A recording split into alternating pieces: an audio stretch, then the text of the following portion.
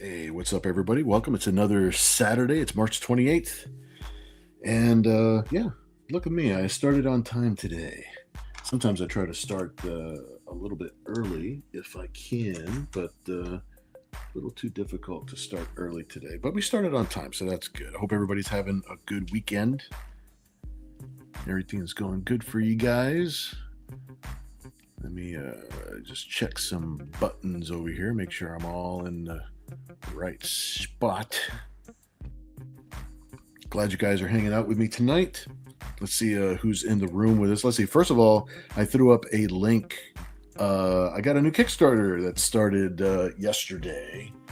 Zen Intergalactic Ninja, our favorite ninja from the 90s, our favorite alien ninja who's actually paid my bills for about 30 years or so. Paid some of them anyway. So Bounty Wars number 3 is up on Kickstarter right now. It's live. I got the link right there in case you want to check it out. If you just want to lend your support, it'd be awesome if you picked up the PDF. I think it's $5 for the PDF. And there's other stuff there. I've got some original art. I'm throwing more original art into the add-on section next week. And it's fun. It's fun. So we're getting we're on our way to funding. We're about halfway up to our funding goal right now. So if you guys would check it out, that'd be awesome. I know that a lot of you have already checked it out, but I know there are going to be people that are going to watch the show afterwards, and I would like them to know that the show is happening, that the book is there. Some person, what's up, my friend? Hello, right back to you. Thanks for hanging out with us tonight. Awesome. Christopher Bouchard, hey, what's up, my friend? Glad you're with us tonight. Thanks, dude. Paul, what's up, guy? Saying hello to everybody. Very, very cool. Glad you're with us tonight, dude. Let's see. Some person says, holy shit, felt that in my headphones. Is my let me know if the sound levels are too loud or whatnot. I can always turn them down a little bit. I don't know. Unless anybody tells me, I don't know how loud it is on your end. Everything's pretty normal over here. Everything's in the green. Nothing's shooting up in the red. Very cool. Saying hello to everybody. Paul says, no kidding. It scared me. Sorry, dude. Was that the video at the very beginning? I played the promo video. Is that what kind of like maybe the sound level on that video was like a little higher than what my normal thing is. Sorry about that, guys. Some person is asking, what happened to Studio A? That's a good question. That's a good question. You know what? I started that whole moniker of Studio B like back when I was in like high school. I used to stick that on actually the door that led to the garage because I wasn't allowed to airbrush and paint inside the house, or I should say inside my room, because I'd make a mess. So I considered my room to be like my prime living space. So the area where I would be allowed to paint would be in the garage somewhere. And that was my secondary spot. So I just kept on calling it Studio B because that was my secondary living space. That's where I spent half of all of my time.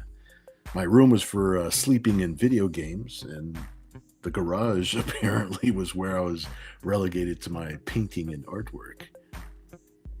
So that is what happened. That is what happened to Studio A. Let's see. Paul says, these are some of the more recent ones, I think. Yeah, actually, yeah. This is one of the more recent pieces. I started digging into the drawers. I'm kind of tackling the list randomly as I'm going in, so that'll kind of keep me fresh. I'll work on some pieces, and then I'll put them back in the drawer, and then I'll work on some other pieces, and then that keeps me moving a little bit faster, I think.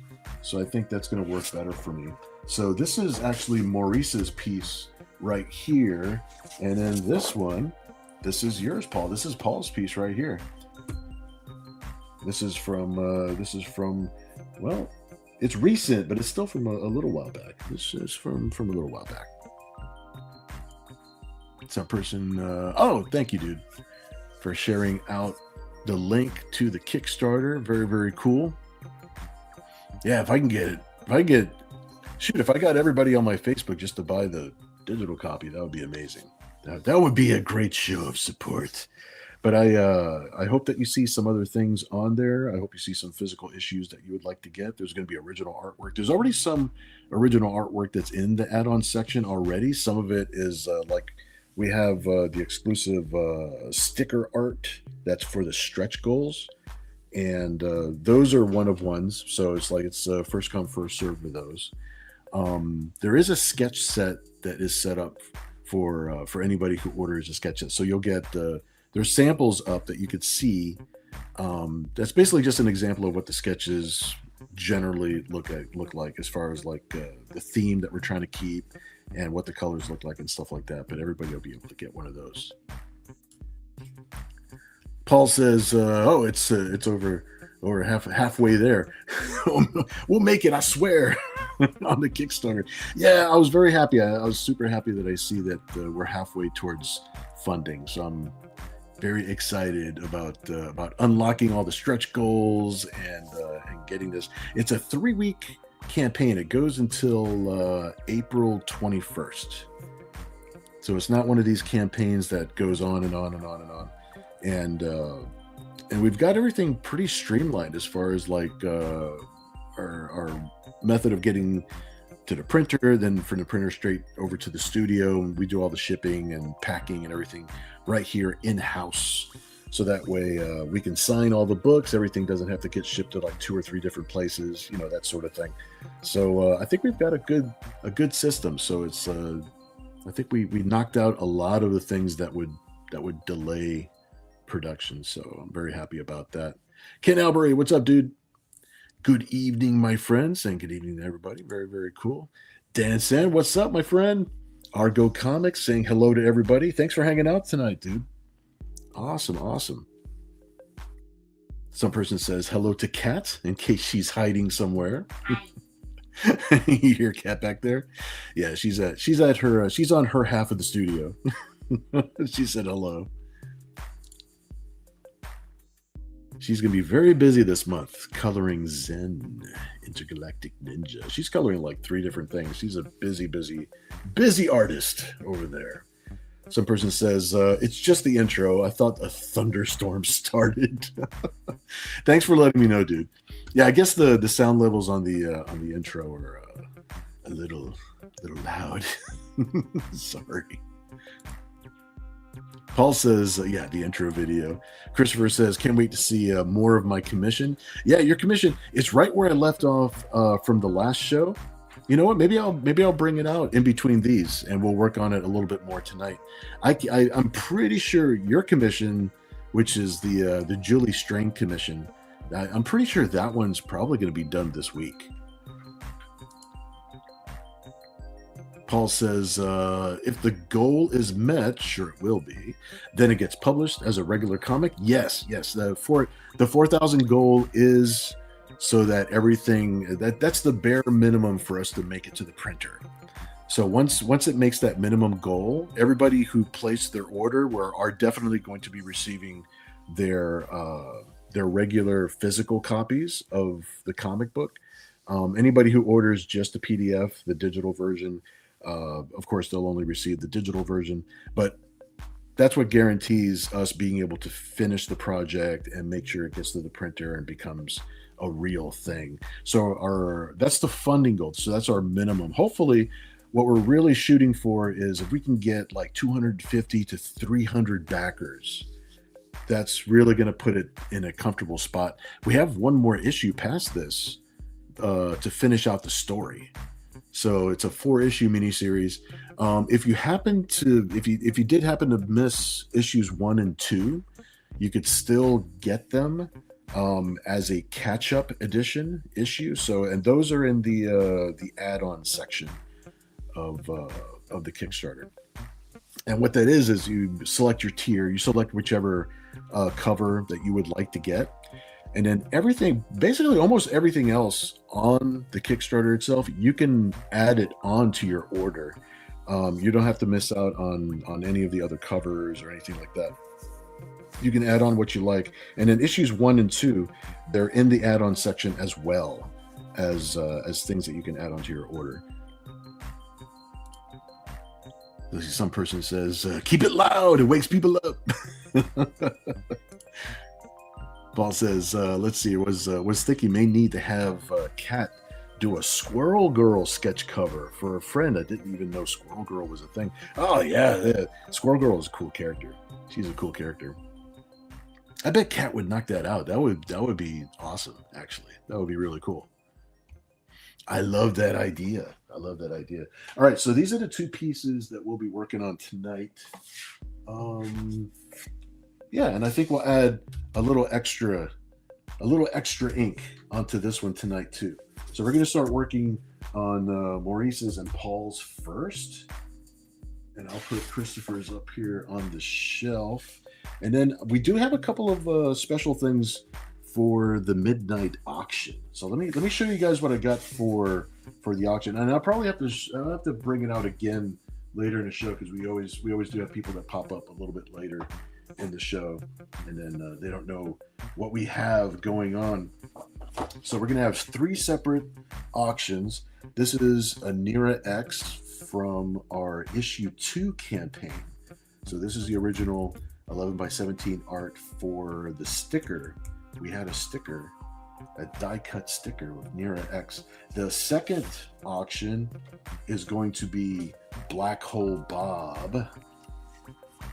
And this was a piece of promo art that I actually didn't use. I'm probably going to go ahead and use it in issue 3. So that way I want to get some good use out of this artwork here. So it's not used just yet. I think this is going to be used in issue 3. But this comes with some goodies. This comes with a couple of Zen-related goodies to make it a full thing. So I got issue 1 of Zen Bounty Hunter that was published quite a while ago from SSS Comics. And then I've got Zen Return to Hellspace, which also NIRA-X crossover. And then I've got the Lumar Supreme full color hardcover book. And this was a Kickstarter that was run quite a while. It was a little while ago. Was it last year? Was it the year before? I don't remember which. But I have 1 copy of this one, and we did Lamar Supreme actually did all of the artwork on the inside, and the inside colors were all done by myself in our little coloring studio that we had back then. So I will be happy to sign the inside of the book for you if you would like to have it signed. So that's the Black Hole Bob collection right there. And then the last auction is going to be this Lady Death sketch. And if you win this one, I will finish it and ink it for you. So that way it's a completed sketch. I really like this pose. This pose came out pretty sweet. All right, let me put these off to the side so that way keep them safe. So that's going to be for the auction at midnight. And we can get started working on... Yeah, let's start working on Maurice's piece for a few minutes. And then we're going to work on Paul's piece. Because this is all part of the catch-up episodes. These are the catch-up episodes. Hey, Maurice, how you doing, dude? Glad you're hanging out with us tonight. Hey, look, I'm inking your artwork tonight. This is all part of our effort to get caught up. So we're going to be doing this for the next 2 or 3 months with each episode. We're going to be doing some catch-up artwork. So a piece for the first hour, a second piece for the second hour or so, give or take-ish. And at midnight, we'll still do a fun little auction. See if you guys would like to bid on a couple fun things. Some person says, with the Black Hole Bob, he could have a saying captioned above him. Yeah, for sure. For sure. Yeah, we can... If for the person who wins the pieces tonight, if there's a little customization or a little request or anything like that, just let me know.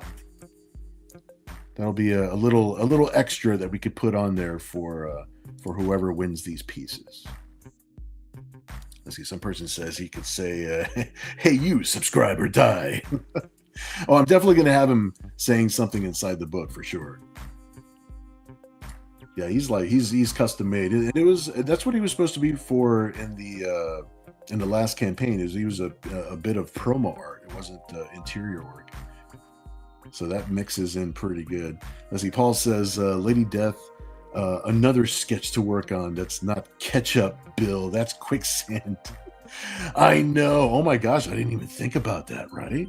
I didn't think about that. All right, I got to watch that. I'll watch that in the future. Yeah, we don't want to like go in reverse, right? Vida Arte, hey, my friend. Buenas noches to you too, my friend. And a good evening. Glad you're hanging out with us tonight. That's awesome. So happy you guys are hanging out with us tonight. This is good. Makes for a fun Saturday. All right, let's put some ink on these here pieces of artwork. Put this light over here. There you go. That way I can see what I'm doing. So yeah, we have a lot of artwork to catch up on. So let us begin.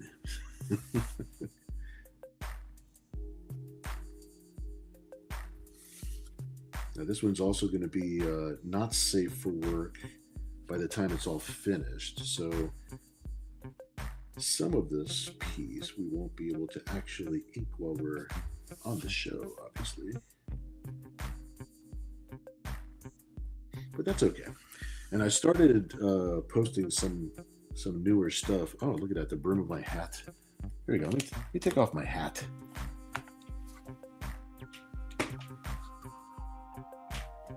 That'll be better.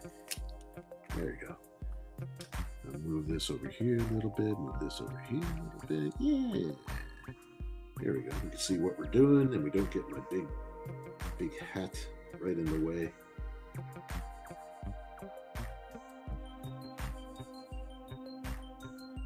Yeah, I didn't think about that, dude, with the that Lady Death piece.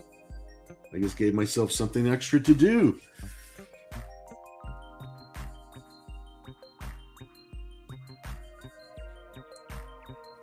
So whoever wins that one, I'm just going to have to carve out the extra time over the next couple days, so that way it's not lingering, and we can get back to the list.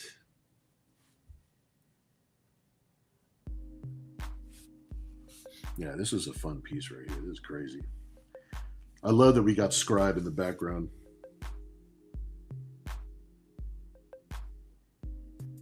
Scribe has gotten to live like several more lives because of our group.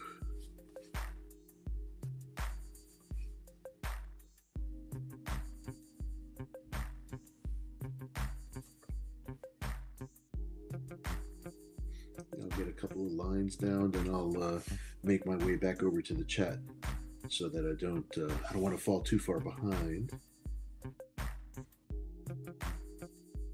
Half of the whole reason to do the show is so I can hang out and talk with you guys. So I don't want to miss out on the chat.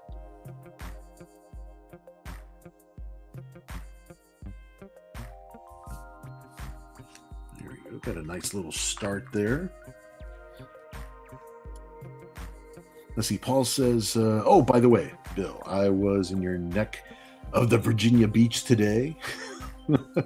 and goodness, do you all like mini golf over there or what? Like 3 courses in one block. Yeah, if you were down at the beach, yeah, there's a couple of mini golf places that are like they're all right next to each other. Now, when I was younger, I did have quite the affinity for wanting to go play the mini golf. You know, as an adult, I never really graduated to like actual golf. I think I'd rather just hit the ball past the little obstacles and stuff. It's just an excuse to hang out with friends, doing something mundane for a few minutes.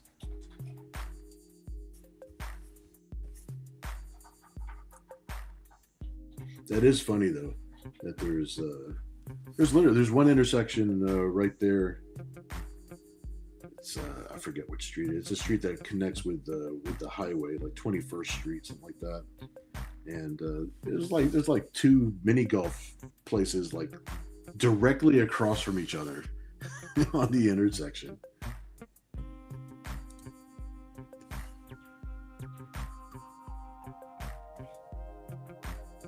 What's sad is that I never got good at it.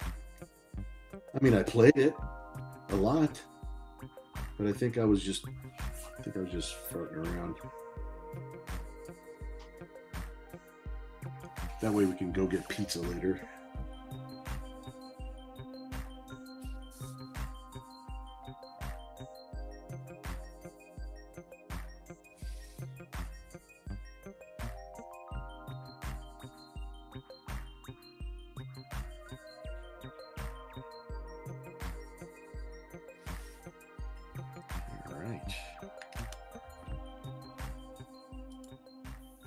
At least three, two outside and one inside blacklight version.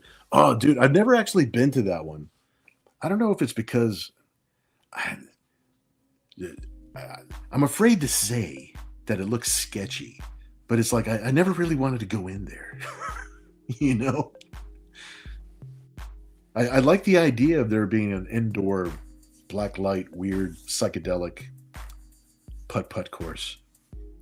But I don't know. I didn't feel safe walking in. I never really got the urge to walk in there. I see. Do you recall putt? That was my jam for my birthday as a kid. Oh, dude, yeah, for sure. And with so many putts all next to each other,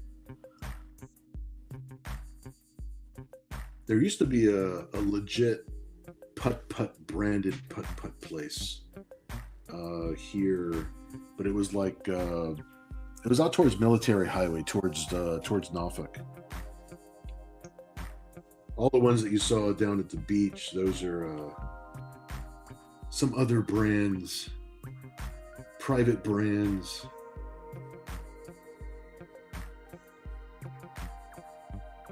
Was it like Jungle Golf? I forgot what the other one. I think the other one's got like a pirate thing going on.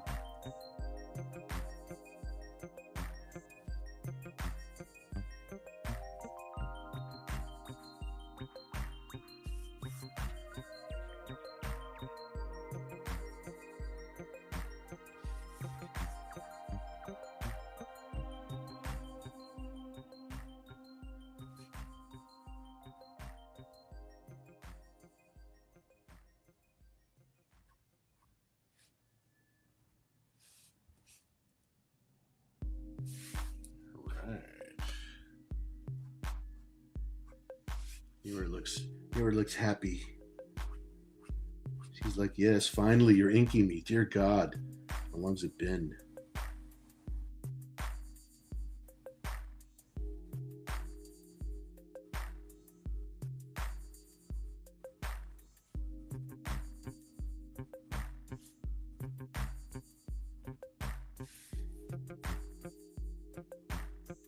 Sometimes these long sweeping lines, I gotta do them with a brush pen.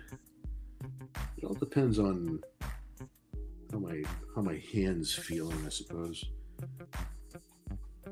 Sometimes my hand is a little, in my old age, my hand's a little shaky if I don't like eat right or something. I don't know. My sugar levels aren't where they're supposed to be. Who knows what it is?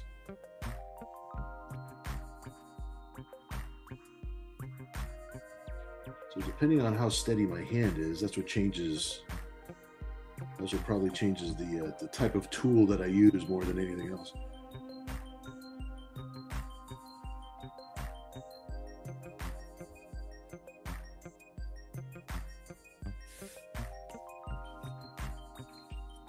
It'll be fun to get the scribe back there.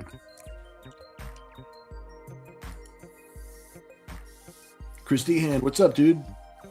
Glad you're hanging out tonight. Let's see, NIRA-X putt sketch coming in hot. I know, right? As much as we're talking about putt right now, it could happen. It could happen. You never know. But no, we'll play catch up first. We'll play catch up first, and then we're gonna start playing around with new ideas.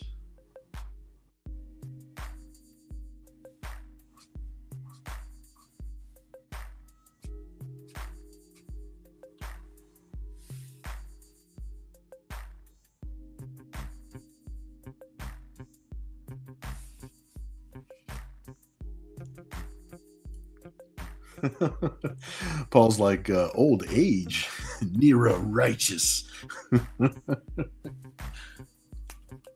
Yeah, my old age catching up with me a little bit for some things. I think for the most part I'm okay still. I think all the important parts still work. I could still draw a comic and still mow the grass, ride a bike. In fact, that might be my next purchase. It's probably replacing the old bike. Because it turns out I used to exercise because I just wanted to have fun. But now I have to exercise to stay alive.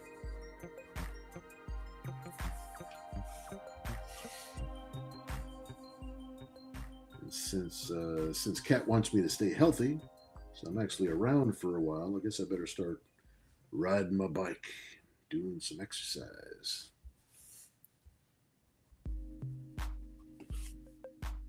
As a kid, I didn't know it was called exercise. I thought it was just called having fun.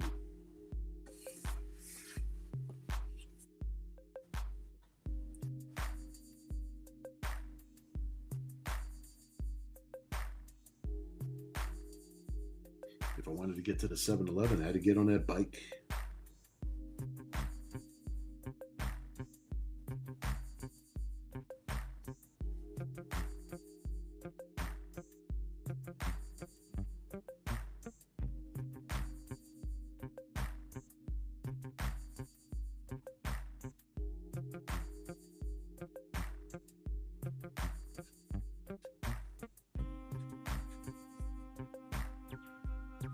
There we go. It's funny, it doesn't look finished until you build up the line like right where it's supposed to be. Let's see here. Paul says Scribe gets the hole in one. Yes, he does. This message was sponsored by Scribe. Christiane says, have you been keeping a running list of ideas for after the catch-up? I've been keeping just a loose idea of what might be happening afterwards. You and I actually have a little list that's already there. Like we got Spider Peanut and and the Nutty Universe. So we got a couple more of those happening. But I consider those to be part of the list that we're catching up on. So that's actually part of the list. As far as new ideas for afterwards, I'm willing to start a new list for pieces, and I'm still adding people onto the commission list if they show up because they want to be on the commission list. But I have to be honest right up front and say that basically I can't start on those. I'll make the list. I'll keep them on the list and everything, but I can't start on them until August. You hear Kat in the background? Kat's my manager. She's keeping me straight, dude. She's going to make sure that I don't falter. You cannot sway. I cannot sway. We have to operate on an even keel so that way we don't fall behind like this again. Falling behind a little bit, that's pretty normal, but falling behind a lot of bit, we don't want that. We don't want that.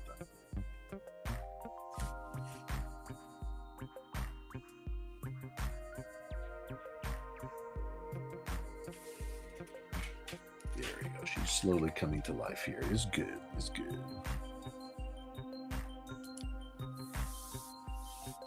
Hey, Michael, what's up, dude? Glad you're hanging out with us tonight. Awesome. I see you received your artwork today. Thank you. Very cool, dude. I'm glad it got there safe to you. Excellent. That makes me happy, dude. I'm super happy that you picked up those pieces, dude. Made me happy. And I'm glad you're hanging out with us tonight. Awesome, awesome. Night Phoenix Press, Nate, what's up, dude? These ink streams make me want to do some work. That's good. That's good. I'm dude. If this inspires anybody to pick up the pen and start doing some drawing, my work here is done. Well, not really. I need the people to buy my stuff, but you know what I mean. That's awesome, dude. That's I take that as a very high compliment.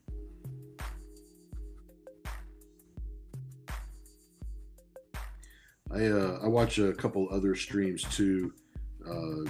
Not on this like too much of a regular basis, but it's like if I happen to catch a stream where people are drawing and stuff, it does get me in the mood to draw, and I like that it sort of kind of makes a studio atmosphere a little bit.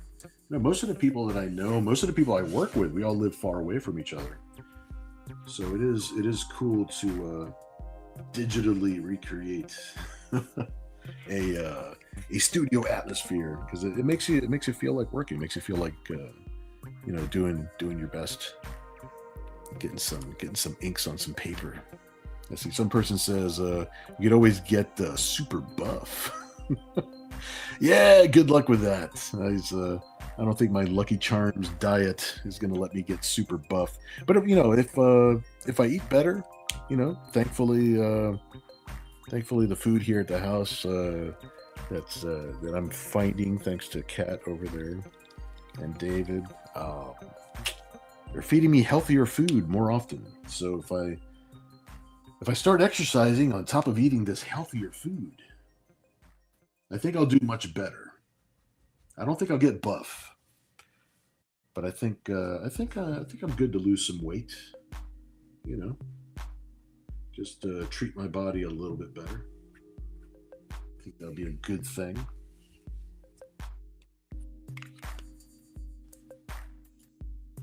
Ken Albury says Bill is going to get in peak shape so he can cosplay as Zen with just blue body paint.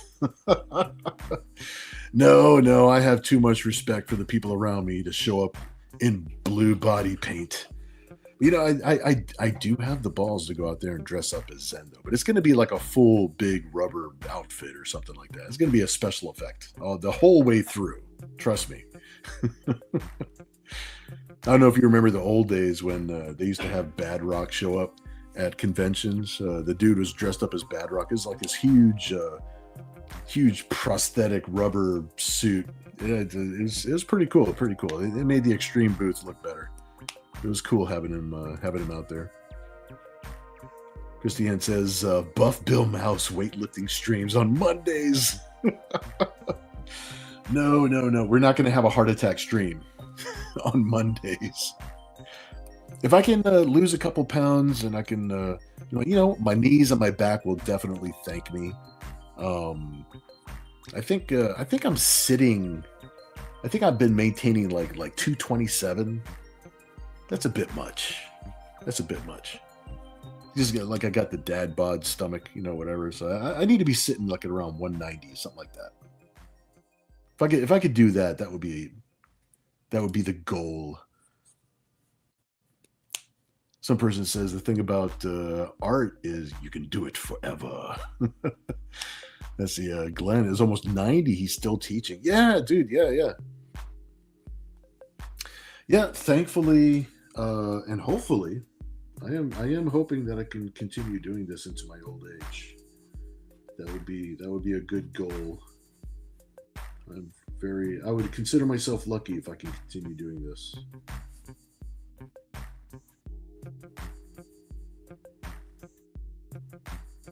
It's not like a lot of occupations where there is a window physically for you to be able to do the thing, but God willing, universe willing, I'll be allowed to do this for a long time to come.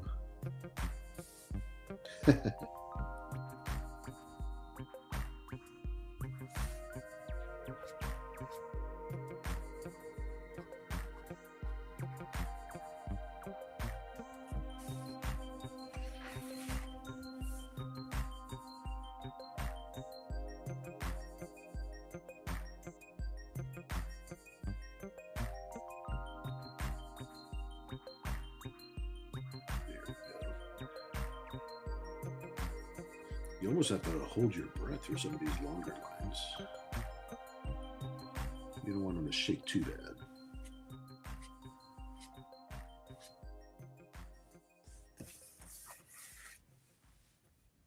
There we go. Ken, what's up, dude? Sorry I'm late. What are we working on? All right, well let's give you the quick rundown. It's been a few minutes, and I see that some other people have jumped on too. I see our number going up over there. So just to catch everybody up, here we are. This is our catch up for the evening. We've got Maurice's piece right here that he won some weeks back, and then we've got Paul's piece coming up next. And I was thinking we might put a little bit more ink on Christopher's piece tonight as well before we have our midnight auction. So yeah, I want to put some more ink on Julie Strain on her Fact 2. And then we've got a couple of things for the art auction tonight. We've got a Lady Death, which it was pointed out to me that maybe I should have it already inked. It should have been a piece that was finished. That's the whole point, is to catch up, not to make one more new thing to catch up on. So this will be the last one that I present like this, where it's like it's not officially catch up work, but it's one that I penciled just a little while back. So whoever wins this piece, I will ink it for you. I'll probably carve out the time this week, so that way we're actually finishing a few pieces so we can post. The other piece we're going to auction off is this NIRA-X pose. We used this for one of our stickers for the last campaign. And then I've got a Black Hole Bob Zen package coming up, which is this Black Hole Bob character art, but it also comes with this hardback edition of Lamar Supreme's Zen, which I colored the inside, so I could sign the inside for you guys if you want.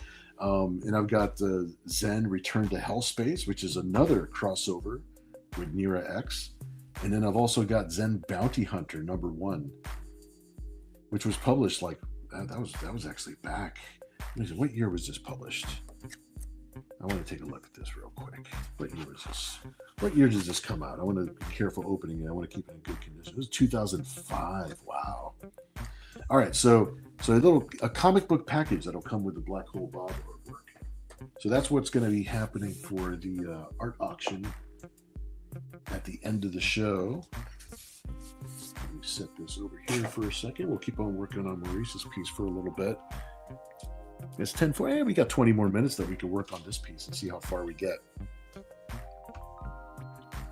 Glad you're hanging out with us, dude. Awesome. Some person saying hello. Very cool. Got to say hello to everybody. Excellent. Ken Albury says, oh, that's what was missing. Ken Prime is here. There you go. Some person says, Black Hole Bob, I want you to buy Zen or face me in a steel cage match. No holds barred. I know, I kind of picture him doing that, like that. Got that whole promo thing going with the deranged face. He started that character started as a parody of Lobo back in the day. That's there was a Christmas special, a Zen Christmas special came out. Wow, what year did it come out? It probably came out late 80s or super early 90s.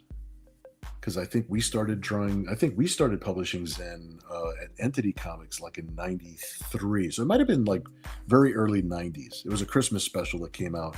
And the title of the chapter was called something lobotomy. This is like, so it's a total parody of Lobo. But he's a fun character. Oh, Ken is like, love them Delta pasties. Yeah. Well, you know what though? This is going to be a not safe for work piece. Let me check the back. Yeah, it's going to be a not safe for work piece for Maurice. So, unfortunately, the Delta pasties aren't going to be there when I finished inking this. So we'll have to have another piece in the future where she has the Delta pasties on, because I do like that idea a lot. Christiane says, did you start buying ink in 55-gallon drums?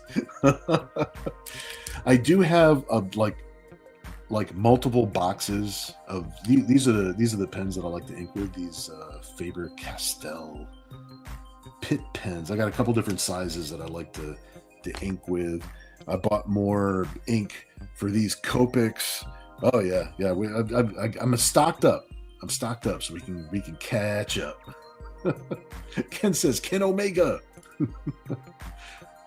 Ken Albury says all the best characters start as parodies. She Newt. Oh, I hear you. I hear you. Let me see where's my pen. There we go. Let me grab this one. You know, to some extent, I almost feel like everything is derivative of something at this point. There's been so much that has been out there. But well, you guys know how I feel about parodies. It's like that's my bread and butter, so to speak. Especially when we're working with Don and publishing Parody Press. We did that for a decade. We did that for a decade, and we were doing like probably as a company we were putting out like 4 or 5 books a month. And I was probably drawing at least 2 or 3 of them. So we were super busy. Some person says people love outrageous characters. I agree. Paul says technically Scream was a parody. We all know where that went. That's funny that Scary Movie is a parody of a parody. Some person says he's an outlet. He's an outlet to do all the ideas you thought was too crazy to use. I'll be your medium. Some person said, I think the stream sequel should be called Yawn. You know what? I remember seeing the first one, and I don't remember really seeing any of the sequels. There's a couple of movies like that. It's like even with like the Friday the 13th ones. It's like I saw that, or like the Nightmare on Elm Street. Like the first one, definitely like I saw those. Those were classic. Funny in their own right, but still like they're classic, you know, for what those films were. So I like those. But the sequels were like, wow, they're trying to milk it hard. Once Jason got to space with Friday the 13th, I was just like, all right, you guys ran out of ideas. Jason doesn't go to space. Let's see, Paul says, and Scary Movie was the original title for Are You Crap? I was going to say, are you shitting me? But I shouldn't say that. I should say, are you crapping me? That's funny as hell that Scary Movie was the original title for Scream. And that the parody was called Scary Movie. You just gave my brain a wrinkle, dude. Keith, what's up, dude? Mighty Geek in the house. Let's see, the Scream sequels were a waste of time and money. Well, yeah, no, just because you're right. yeah, they weren't up to snuff.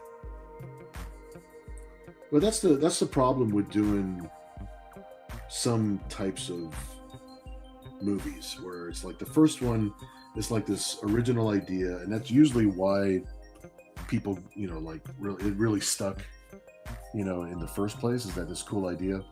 And then after, you know, trying to cash in on it and trying to play off the idea to make something else that's just as classic, but you're playing off the same, you know, sometimes it works and sometimes it doesn't, you know. All you could do is hope for the best. Either way, they're going to make them because they're going to think there's money in it.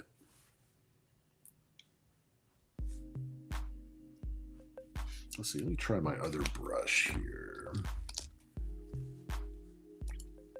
Some person says, I got tired of movies making mortal murderers seem like they got superpowers. I don't mind when they're supernatural. You know, it's like I don't like it when the movies break their own rules. I think is what bothers me the most. But I totally get what you're saying, though. Yeah, it's like, you know, when all of a sudden, like some of these characters become like, I don't know. Some of the characters literally become parodies of themselves, you know. And you know, where do you go from there? It's just like, if a character is able to do a certain thing, and all of a sudden it's just like now they can just do anything.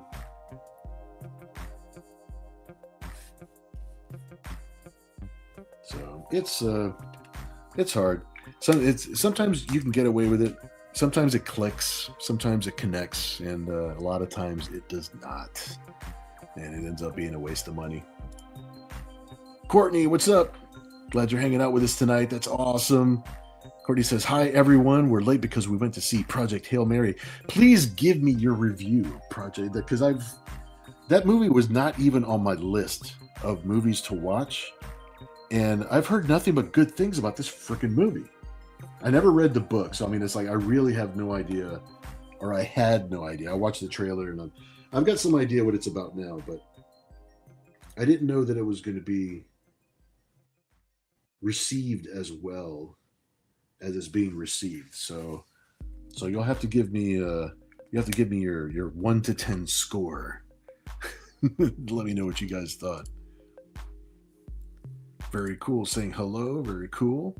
Excellent. Paul says that was what the script was titled. Directors kept saying it was comedy until Wes and the writers kept saying, no, it's not a comedy. It's called Scary Movie. Can you imagine trying to get your point across and everybody's just assuming it's a comedy? It's awful. Mighty Geek says Nightmare on Elm Street was a great series because of the different focal points. I agree with that. They didn't try to like replay the same thing. They tried to hit it from different angles a little bit, give it some variety. The first one is still like the classic for me. The other ones, I don't know. As the series went on, I sort of, when you saw it when you see the first one the first time, it's like, oh, this is scary, right? But then when you see the same character doing the same shtick again and again, it's like it can go from scary to being funny. It's like because they're trying to outdo themselves with each movie and do, bigger. They're trying to blow you away every time, and sometimes it's like it's fine. But I'm no expert. I'm just telling you. I'm just rambling my general feelings over something I spent $7 to watch at a theater at one point. Paul says, I have a lot of love for the Scream sequels, except for 3 and 7. I like the Saw series too. I kind of like the way that I was going. I mean, there's a lot of hit and miss in those movies, but Paul says, agreed. And sometimes a killer is a ninja assassin in a movie, then is revealed is the 90-year-old grandma. Ken says, I liked it. And we're talking about Project Hail Mary now. I didn't think it was amazing or anything, but I liked it. Okay. All right. Would you put it on the same level as, let's say, like an Avatar movie? Because, they make such a big freaking deal over Avatar, right? It does make $1 billion. I get it. It makes money. But it was like, I liked it. But it wasn't like the end of, like, I wasn't happy to die after the movie. It's like, I just feel like it was like, yeah, it was okay. Like it was an okay movie. It wasn't bad. But it didn't capture my imagination. Some person says, Mabel, you were the murderer the whole time. Courtney says, I read the book, so it's definitely different, but I liked it. The audiobook is incredible if you need something to entertain you while you ink your pieces. You know what? Maybe I haven't listened to an audiobook ever. I was going to say in years. I was going to try to remember the last time, but I can't remember the last time. I don't think I've listened to an audiobook. I know what they are. I've heard bits and pieces. Peter Rabbit. That's an audiobook.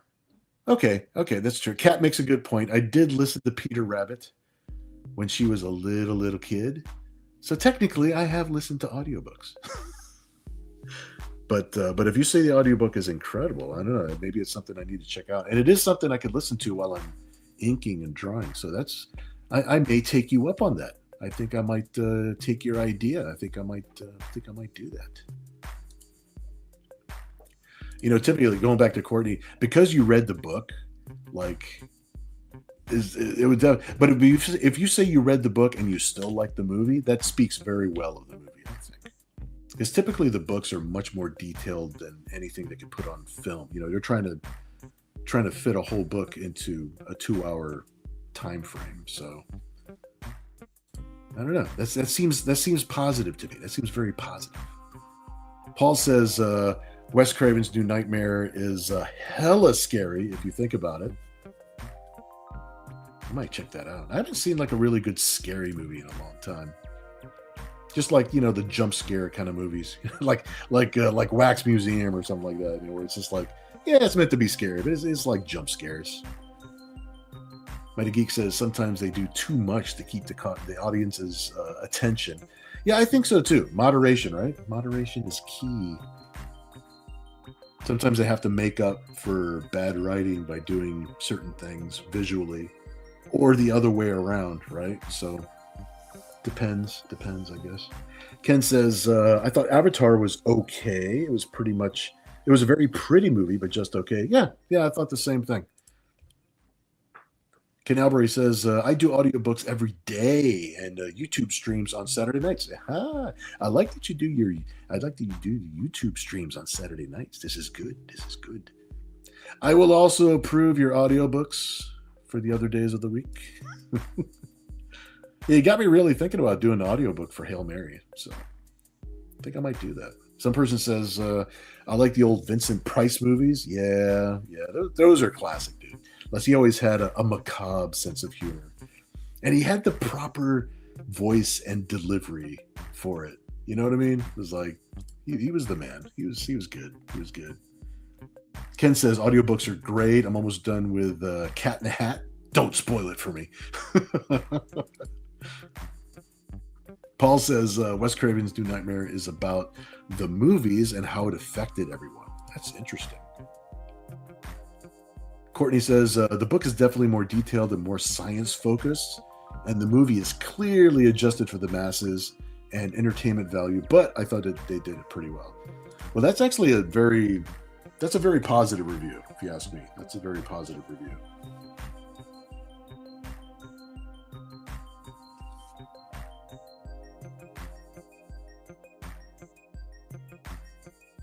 I like you guys' input.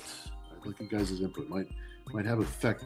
I think the fact that I'm even considering doing an audiobook, I think it's kind of a big deal. I like this idea. And it won't slow me down in the work department either. So let's see. I got 5 more minutes on this one. Let's have some fun and Inkscribe for a minute. Let me grab a smaller pen. Maybe let's zoom in a little bit here.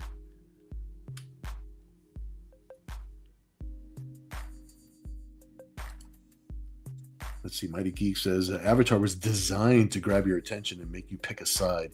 Yeah. Very, very football game-ish, right? Red versus blue, all that.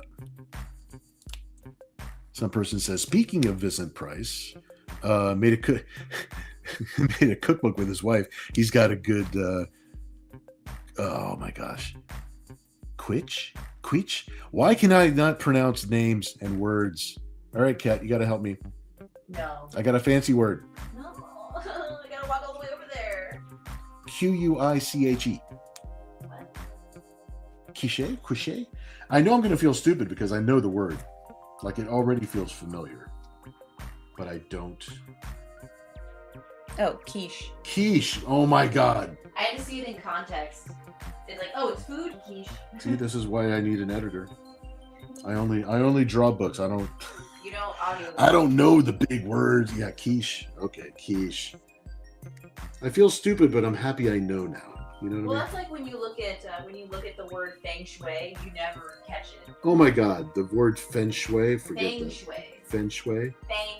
Feng shui. I'm Puerto Rican. And you know all those mouth sounds. And I'm also Irish, though. So that means genetically... No, genetically I'm drunk. You should be even easier. I suppose so. You make a good point. There we go. Let's get a little face on Scribe here.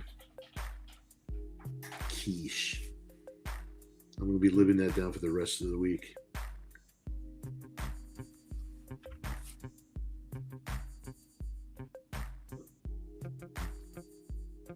Why is my dog making sounds?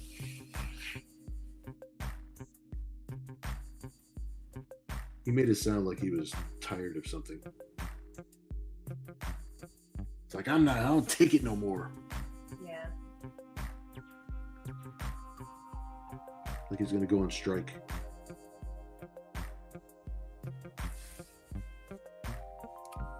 There we go. Bring Scribe to life over here.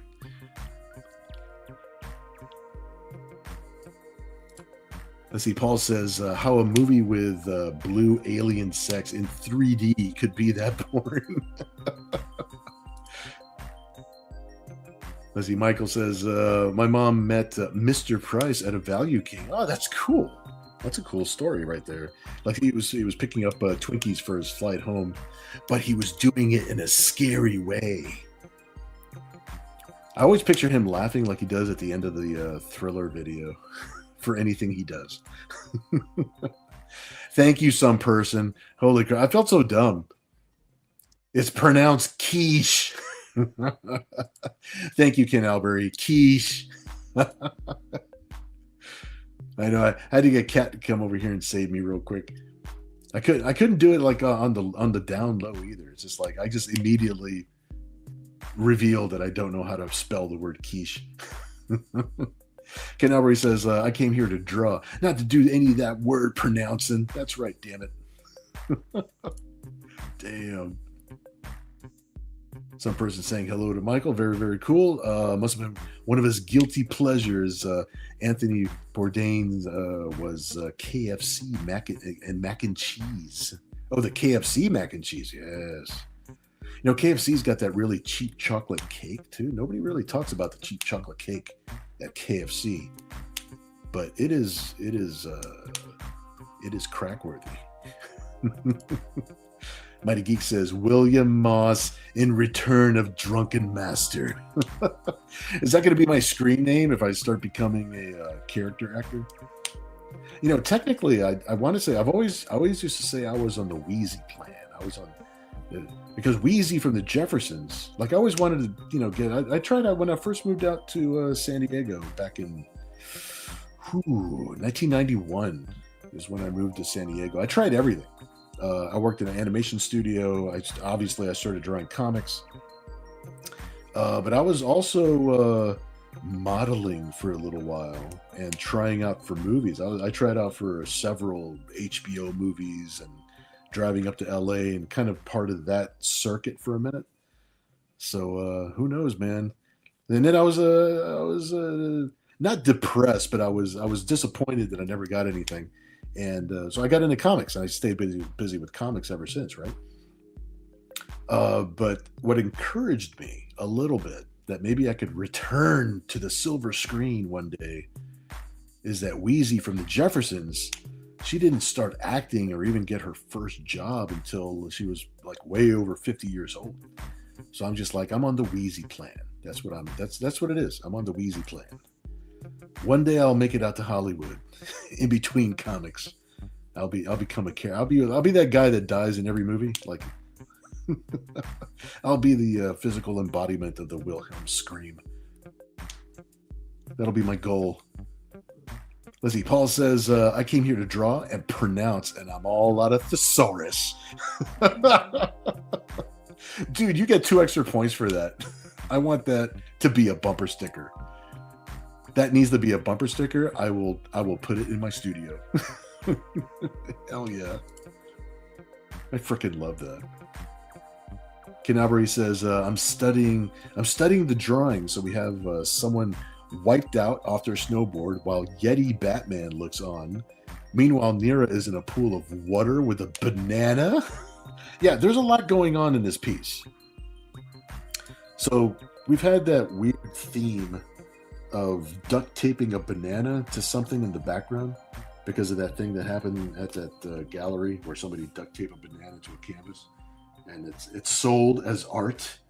So the banana makes it in only because it's basically an art statement, and Nira's posing cool in the water like it's a hot spring or something like that. So it's like a hot tub in the middle of the snow.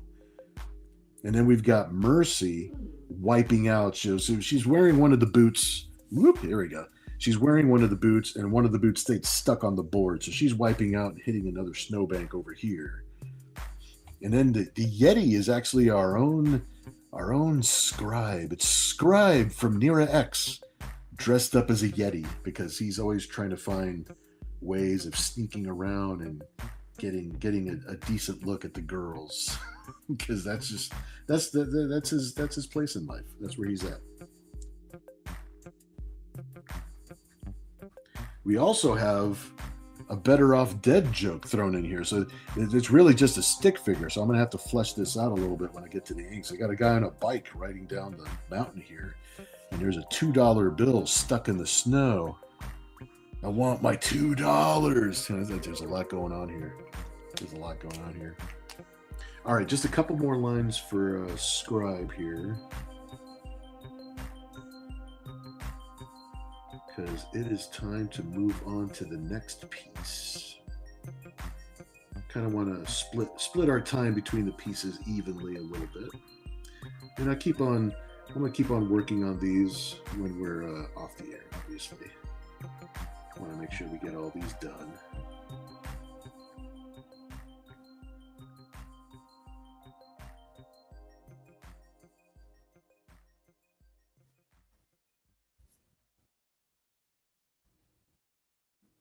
There we go.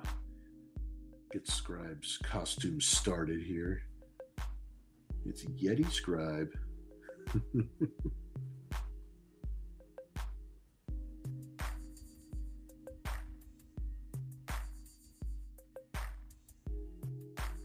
we go.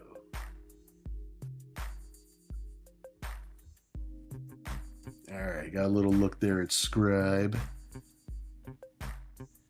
Excellent.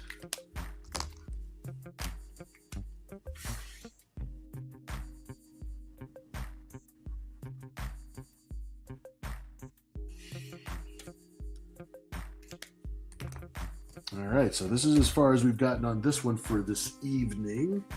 We're going to move on. There we go. Make sure we got this centered here. I'm going to set Maurice's piece over here. Make sure that stays safe. All right, pull back a little bit here.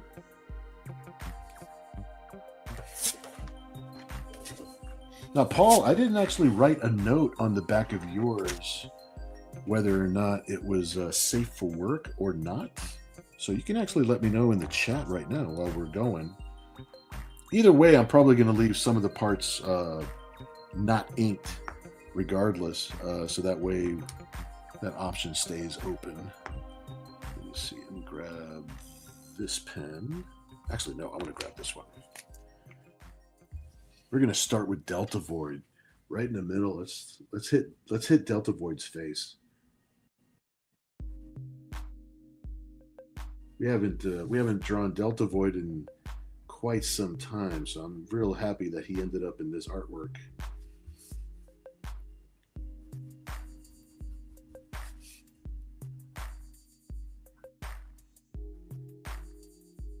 I've got a couple lines on him, and I'll jump back to the chat here in just a little bit.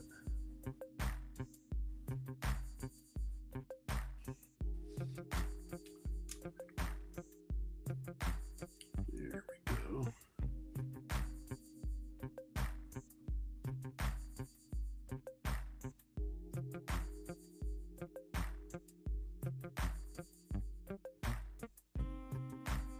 Always loved Delta Void. Mysterious character from parts unknown.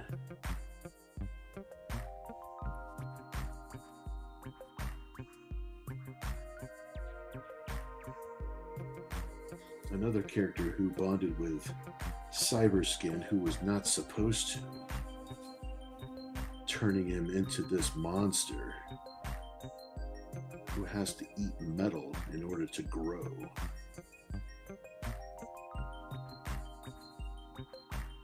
So turning him into a biotechnical being of some sort.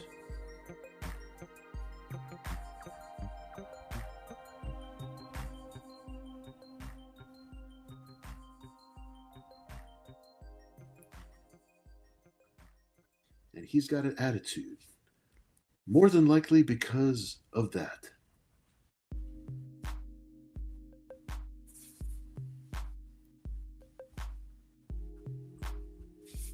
There we go. Let's get some holding lines around the outside of him.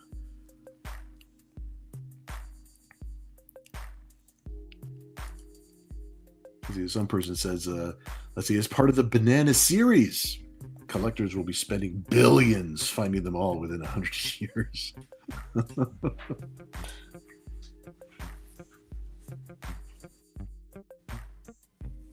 It always makes me upset when people spend billions of dollars, thousands of dollars on artwork from people who are already dead. I bet they would have liked to have some of that money while they were alive.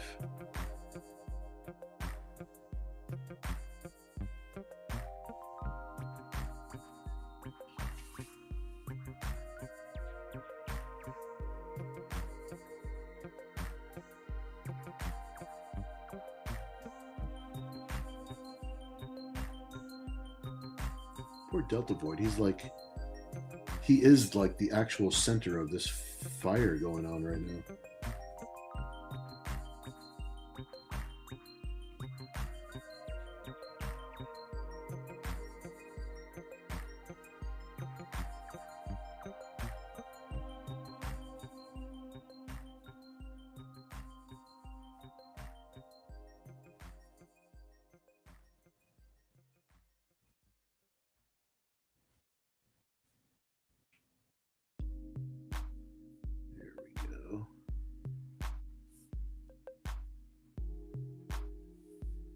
Make sure we get these teeth in here.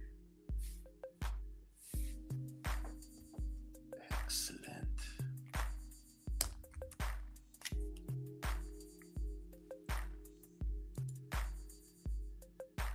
Ken says Delta Void is the OG bad good guy. Love him.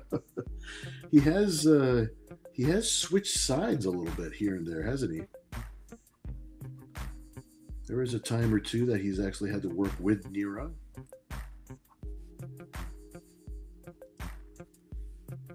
With his first encounter with NIRA, he actually ate her, swallowed her, and she had to bust out of his chest like an alien.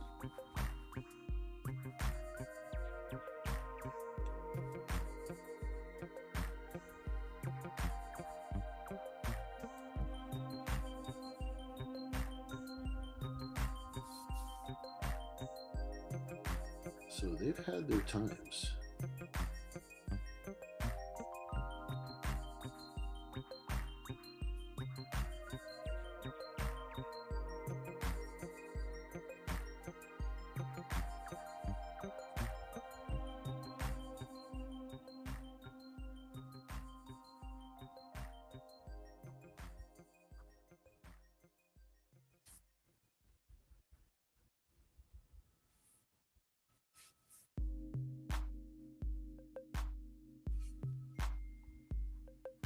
I don't know if we're ever going to see who Delta Void was before he became Delta Void, though.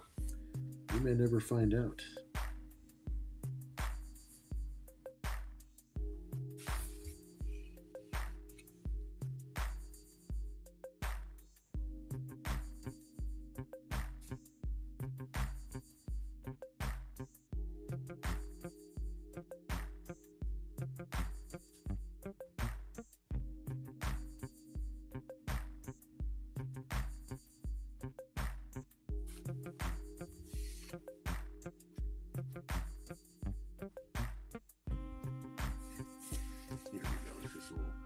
little shading, a little hatching on him here.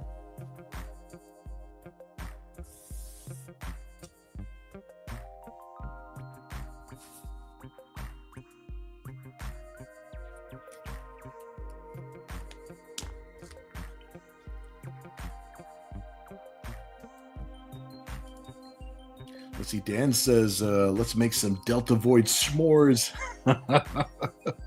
I know, right? He's ready to go. Delta Void s'mores. The taste of cyberskin.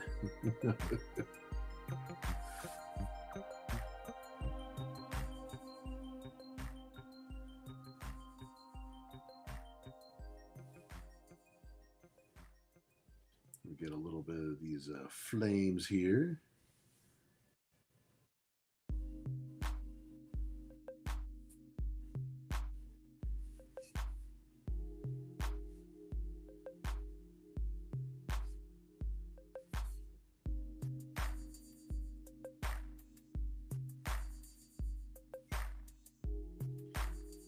I love using this this brush pen.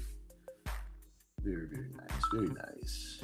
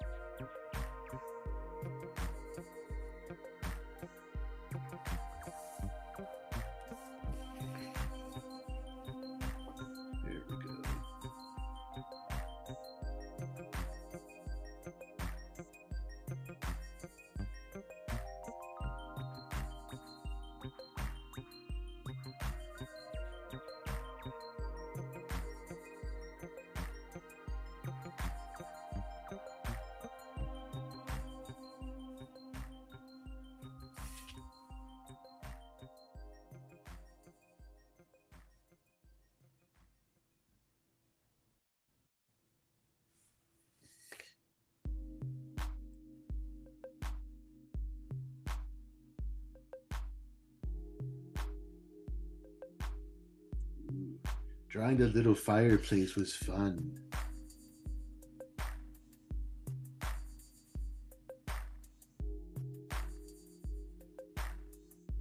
All right, almost done with this little section here.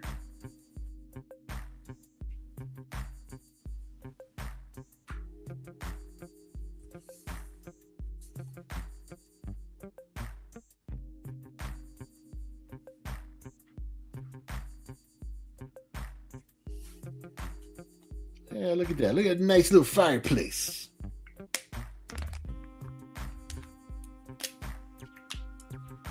We still got to draw. Look at that. Check it out. We even got Waffle down here enjoying a snooze.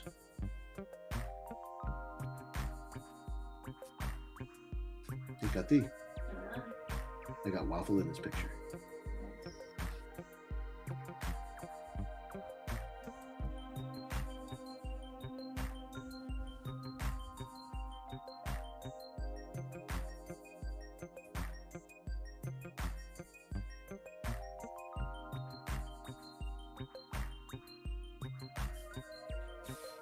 Deltawood's gonna have to eat a Volkswagen or something and gain some weight. All right, now we can start working on one of the girls.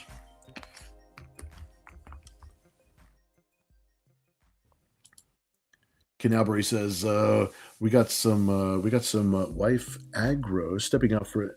Oh, okay, I got you. Not a problem, man. We'll be right here when you get back. All good, my friend. Some person sharing out the link. Oh, this is just to my my main web page. Thank you so much for sharing that. Very, very cool. And this is our secret Patreon club, our secret Patreon page, which I have to post some new things tomorrow. So I have some new things tomorrow to share on the Patreon page. Some person else says Cat Mouse's site.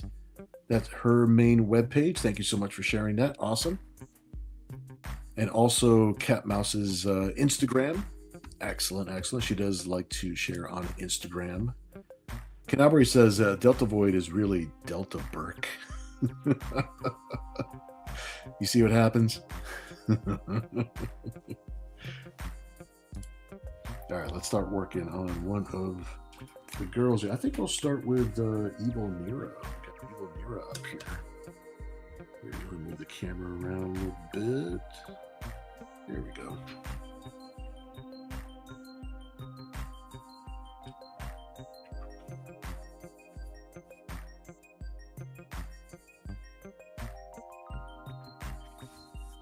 Evil NIRA is probably not used to this whole Delta Void situation.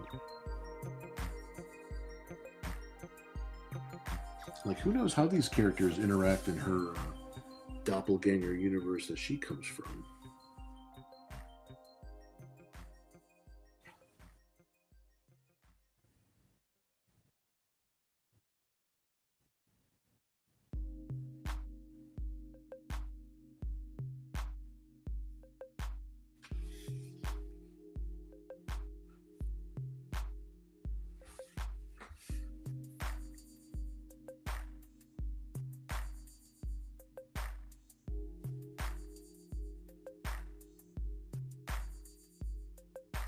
Our good buddy Chet is the reason that Evil NIRA has been taking such a prominent role in a lot of the stories.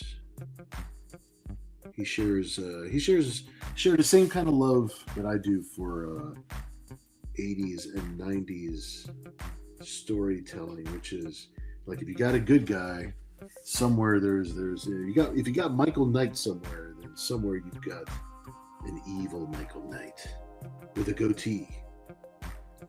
Except Evil NIRA doesn't have a goatee.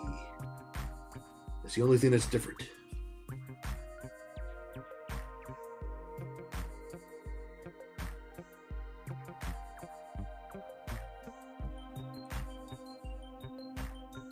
You know, I think that thing really started in the 60s. I remember we had Evil Spock.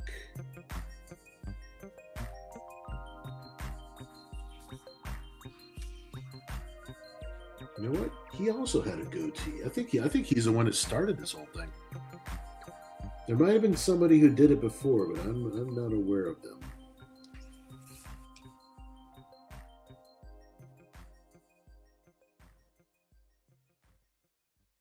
But the whole idea of the evil doppelganger has been prevalent in my childhood upbringing.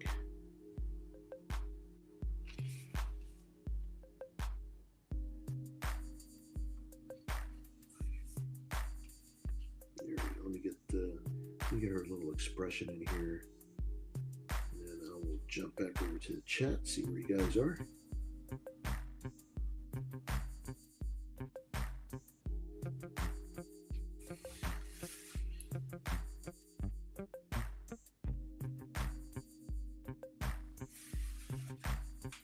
All right, so far so good. Making some good progress.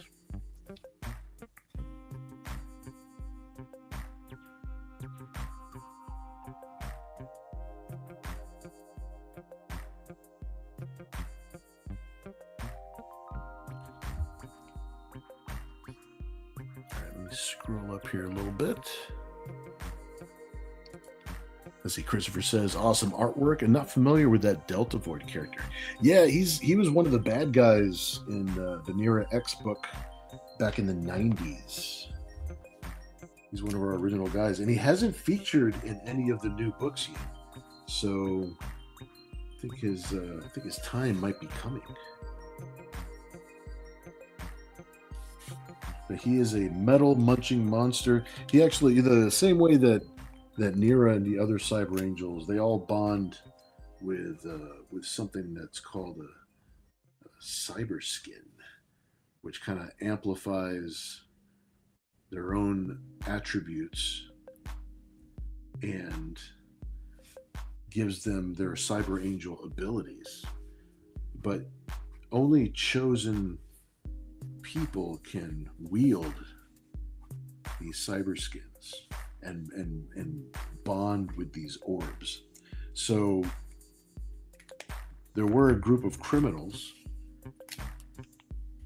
time traveling criminals, as it would be, as it happens to be, and they were part of a group that was run by a guy named Paradox. And they had some of these cyberskin orbs and basically used them because they thought that giving themselves powers and abilities would just make it easier to be criminals.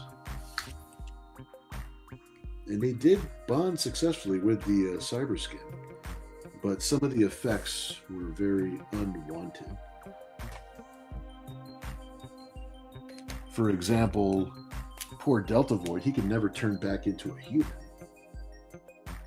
He's always going to be this metal munching monster.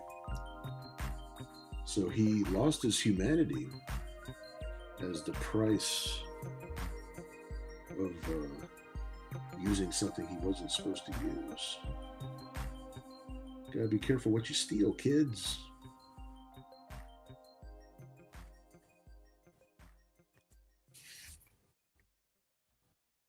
And that's how some of NIRA's rogues gallery of villains came to be, is because they all bonded with cyberskin that they were not supposed to have.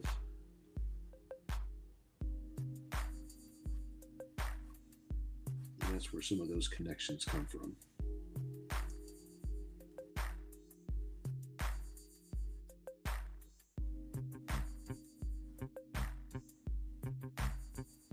It also happens to be one of the reasons that NIRA finds herself feeling responsible about catching those particular set of villains. Because since they're using Cyberangel tech, she feels like it's her responsibility and other Cyberangel's responsibility to bring those guys in, because if they're causing harm, it's because they're using the tech that belongs to them, so they feel responsible for that. Let's see, Ken says the reason why Delta Void didn't bond with the Cyberplasm like the ladies did is because he isn't a chosen Cyberangel. Basically, he was void of a Delta. All right, we were on the same page, but you get an extra 2 points for the void of a Delta remark. He is void of a Delta, and that's something that the other members of the gang also don't have, unless it's like burned on their chest or on their butt cheek or something. I never put a Delta on their face back in the day, because when Thalia, the cyber demon, she bonded. That's one of our most recent miniseries, and she's kind of a vampire type of character.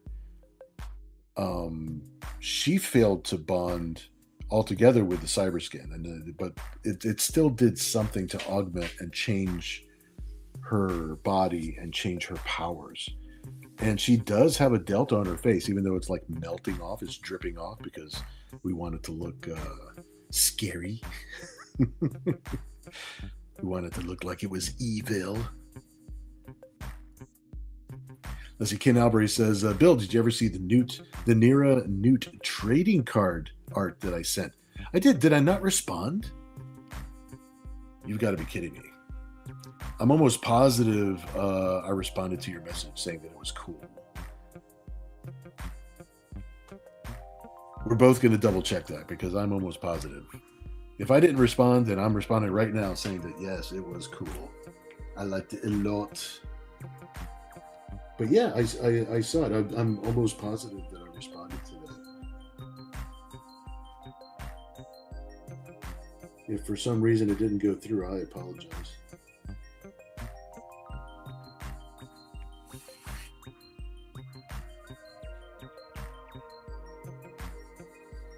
It was in the wind, my friend.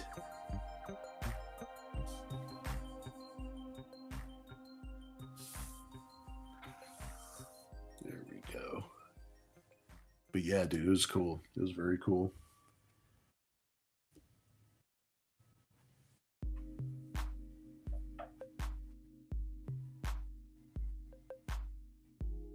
We're gonna have to do a variant cover down the road.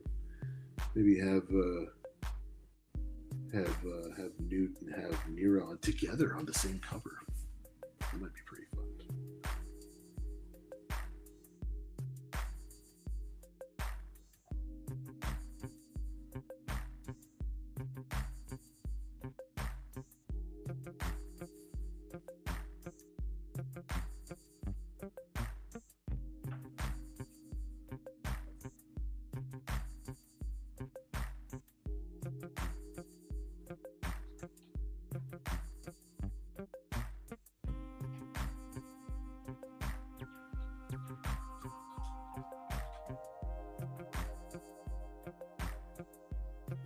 Let's see here.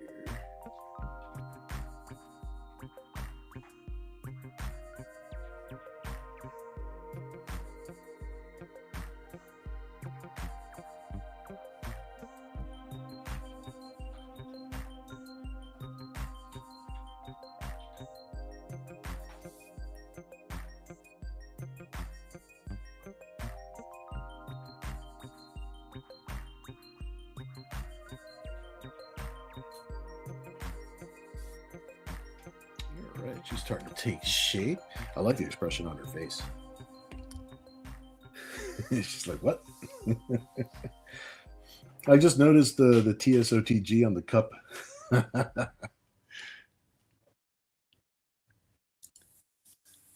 Let's see, Ken says, I can only bug you to do an alternate cover so many times before I worry I'm overstepping. Oh, no, you're not overstepping. I'm always excited about doing variant covers for people, and so it's all good. It's all good. Not overstepping. It's like just if it's overusing the character or overusing the style or anything like that. I totally understand all those different reasons, but it's never about bugging me too much to do it. So that's totally fine. And it's twice. I can only ask twice. Anytime you want to reach out, dude, it's totally cool. No rush or anything. We're in the middle of catching up with a bunch of stuff. So, Ken says, I dig the mug. The mug is branded. It is TSOTG branded mug.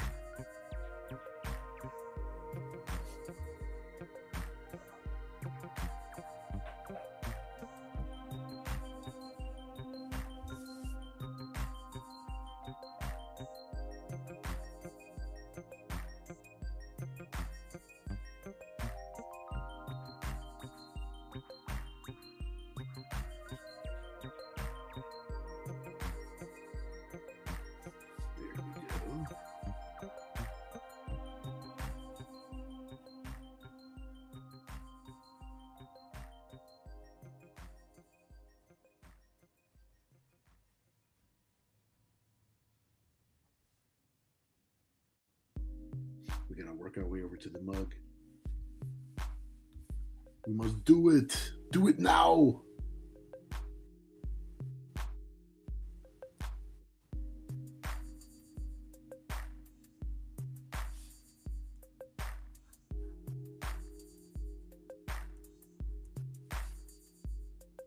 There we go.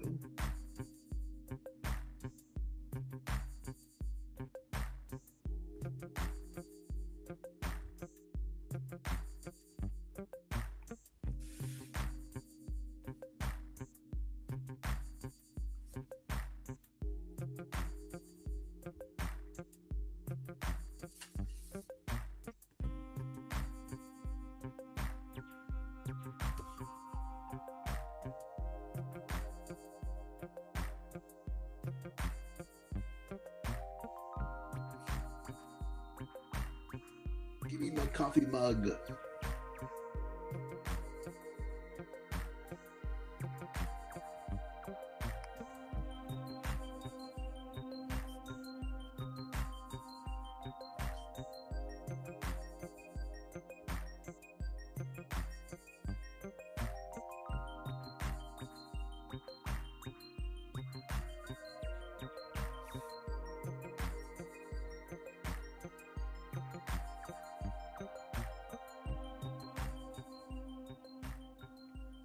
fan of underboob. Apparently.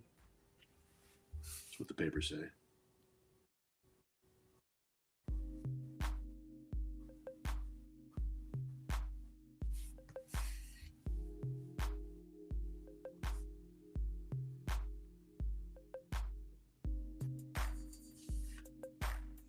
Allegedly.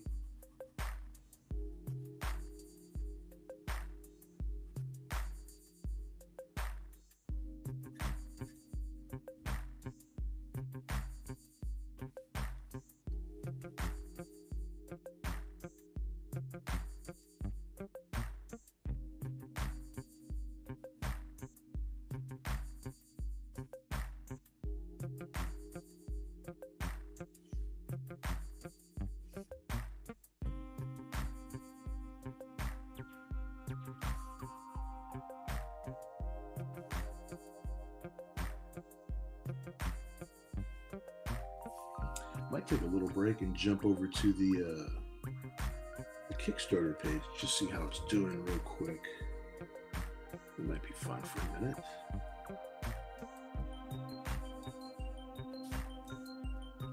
But let's get this TSOTG on this coffee cup.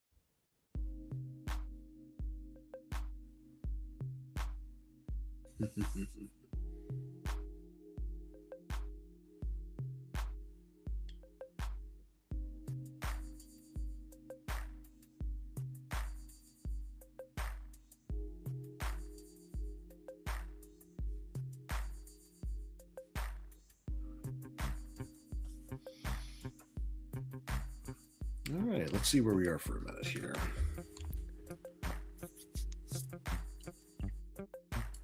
Some person says, speaking of the mug, you could have a Delta Void shaped mug as merch. Ooh, that's kind of a cool idea. I like that idea, actually. I like that idea. Drink out of the skulls of my enemies. But a Delta Void mug might be pretty cool.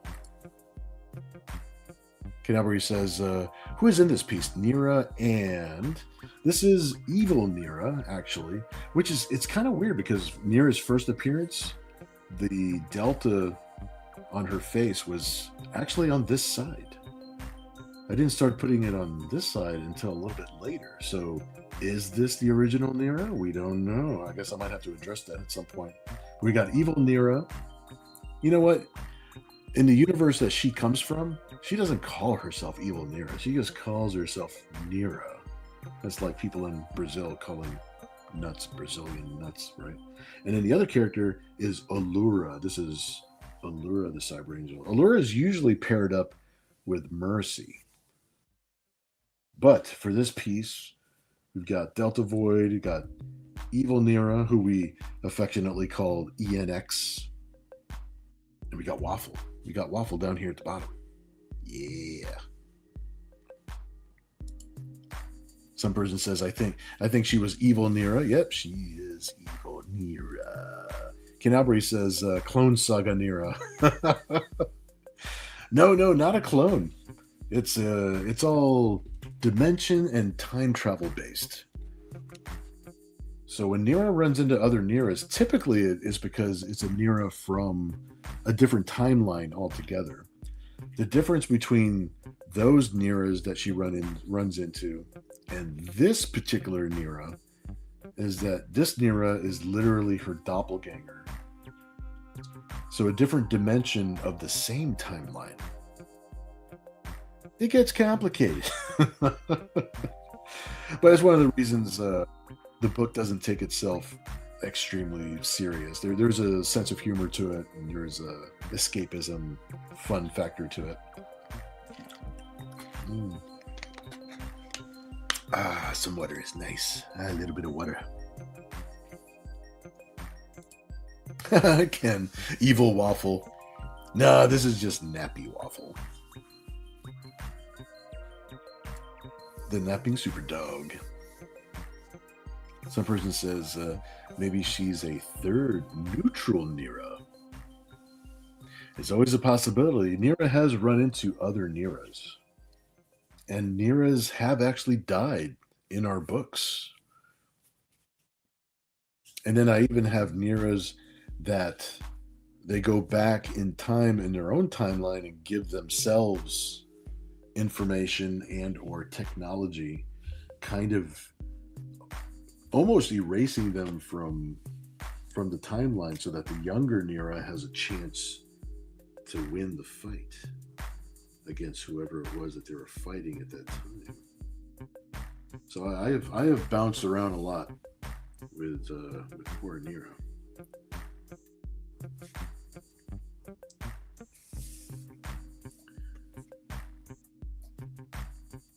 She says, no sweat. I can handle it.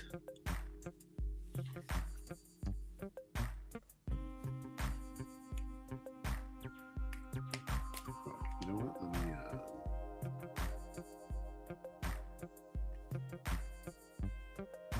use this little part of her shoulder armor here.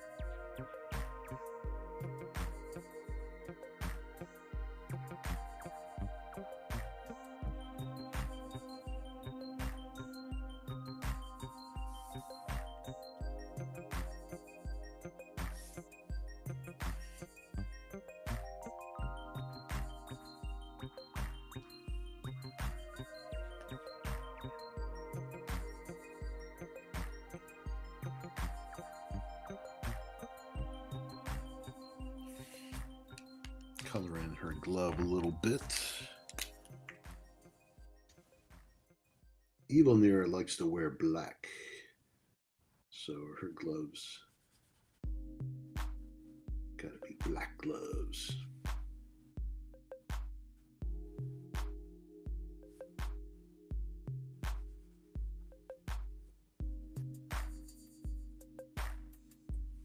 There we go. We're making pretty good progress on this here. See, that's how you know that Evil Waffle is Evil Waffle. He has to have a handlebar mustache.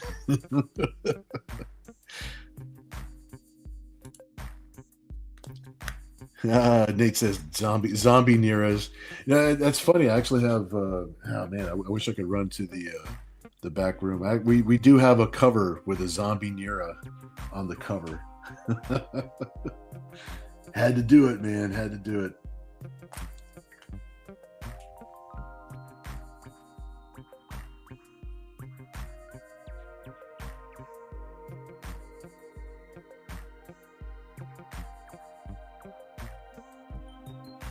Yeah, I think that was. Yeah, it was. It was for. We did a one-shot crossover with zombies versus cheerleaders, which is more of a tongue-in-cheek. I wouldn't say parody, but it is a parody, and it's more of a comedy-centric kind of stories, and it's so we did a crossover book. It was called simply NIRA-X versus zombies versus cheerleaders. So I just had a story that basically revolved around NIRA-X ending up in a situation where there are cheerleaders and there are zombies. simple premise, but fun to do.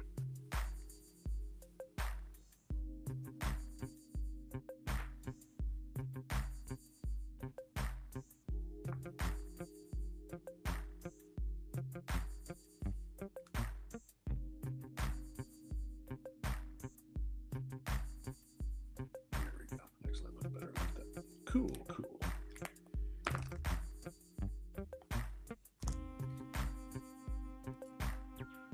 Ken says Evil Waffle is a short-haired Dotson. The handlebar mustache is that got me though. Oh, that's cool, dude. I'm glad you got that. Yeah, okay, that's cool. That's super cool. Yeah, zombie NIRA.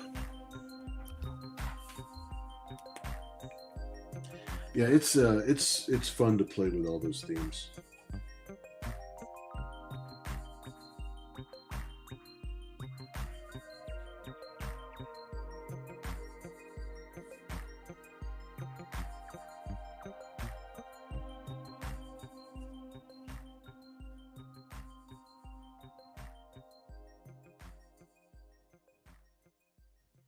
That makes me happy that you had that one comic. That's awesome, dude.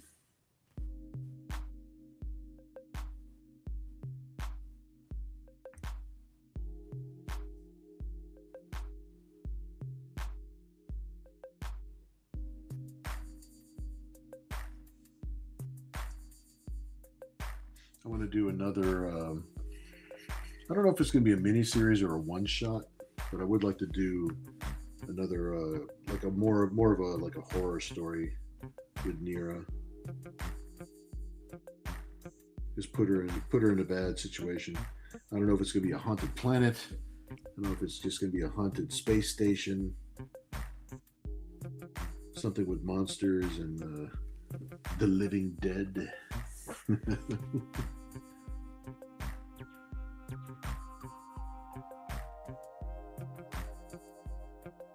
We'll figure it out. Got a lot of things on the list for this year, so we'll have to see where we have time to work on something like that.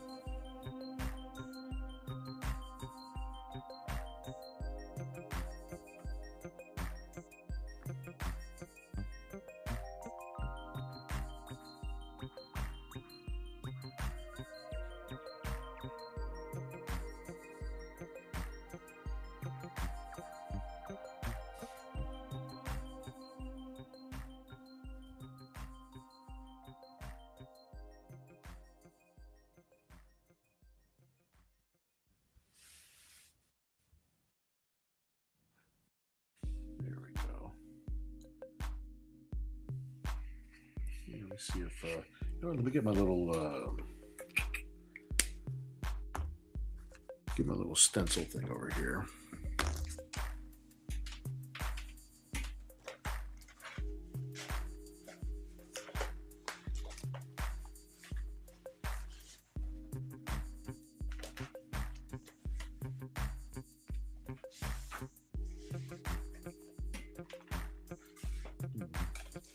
Things are never where I could find them when I need to look for them. But I had it right here.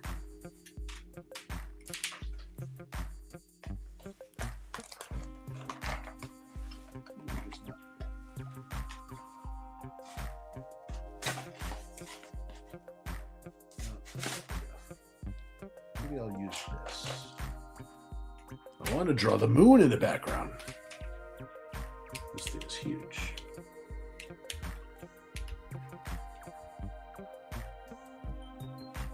Yeah, I guess I could do that. Maybe I'll draw a little bit bigger.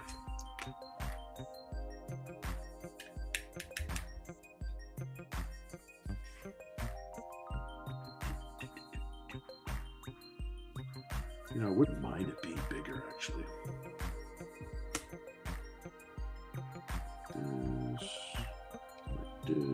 Okay. There we go. Give it a little oomph.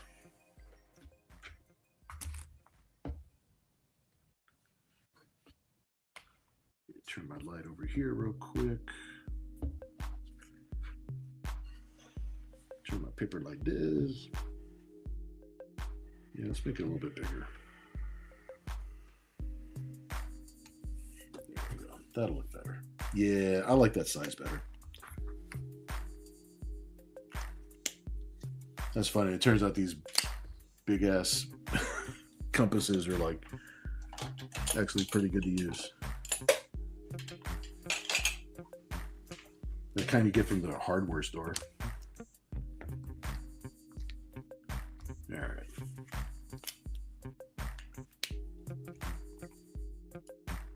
Let's see. Ken says ENX wears that shoot first outfit.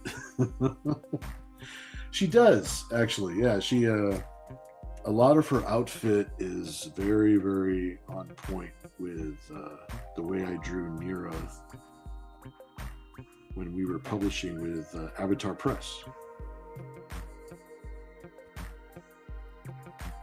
Yeah, I'm glad you noticed that. That's cool.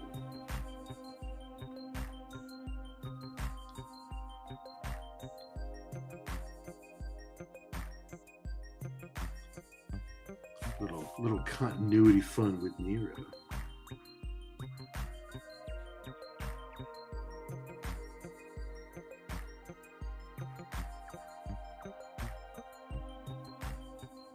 Yeah, I always think about like the way McFarlane would draw like moons and stuff in the background and Spawn. That's the inspiration behind every moon that I probably ever draw. I'm not good at as much as I try to copy some of these tricks, from other artists, little visuals, and hatching and stuff like that. I can never get it exactly, but it does teach me how to do my own version of it, and it helps me improve, helps me get better.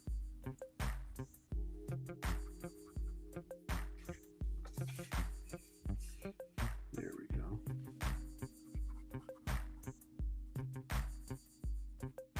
These little details and textures and stuff.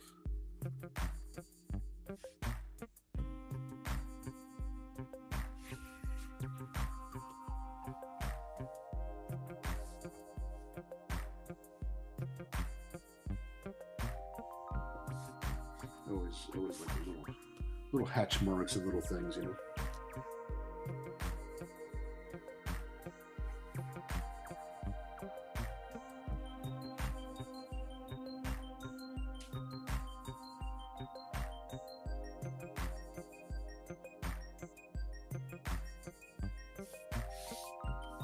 go. It's looking good, looking good.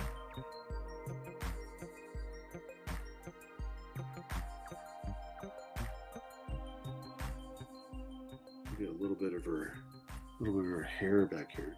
That way we can pretty much, at least we can say that we got Evil NIRA basically pretty complete.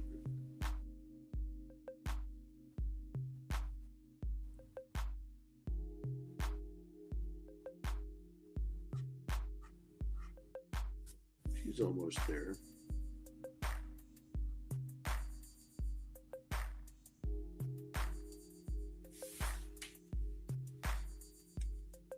Almost there. All right, let's see. We got about 10 minutes left before midnight. Let's put a couple of lines on Christopher's piece. So we're gonna pull this back just a little bit. There we go.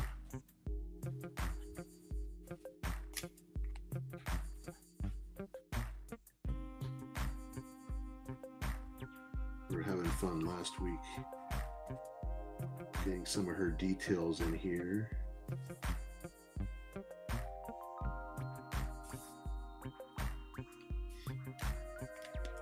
So we get a different pen for this part.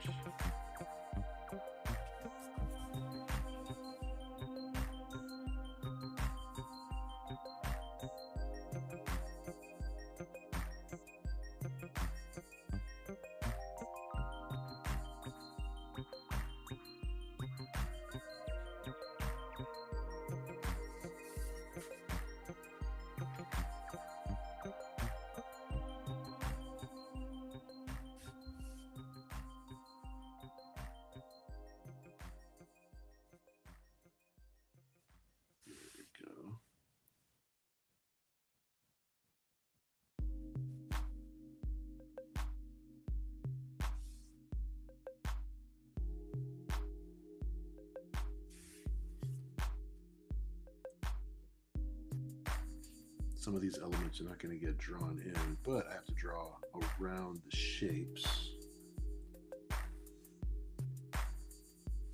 See this gauntlet right here. I need to draw this thing.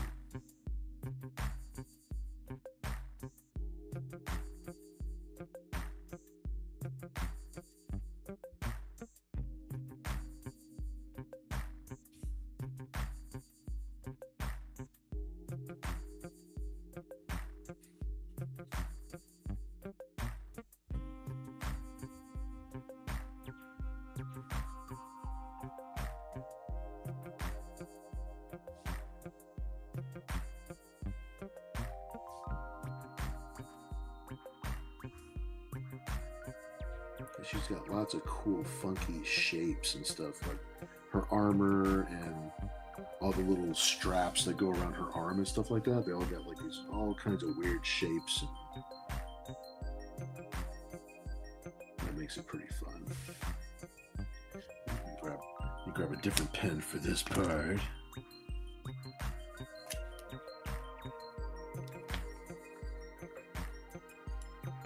Let's see. Nate says, let's see. It was fun. NIRA versus zombie NIRA would be a blast. That would be pretty crazy, right? Having them chase each other around and freaking like blowing her arm off and stuff. That'd be crazy. Thanks, dude. Christiane says, will there be a Into the NIRA-verse book? No promises, but you never know. It sounds cool. It sounds like it'd be a cool thing to do, right?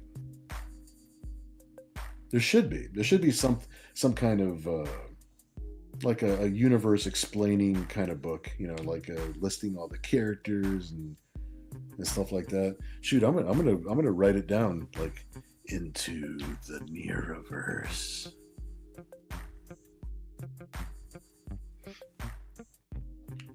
I don't know. I might steal your idea, dude. That might be a good thing to do. We should have a NIRA-X type Bible book anyway, like a companion book to go with the stories that kind of like just explains like who she is and all the other characters and the villains and all that stuff. It'd be really fun to put together, just to have all this stuff there so you can like look it up real quick and stuff, see what they were. Paul says, is it NIRA-verse or Cyberverse? That's a good question, right?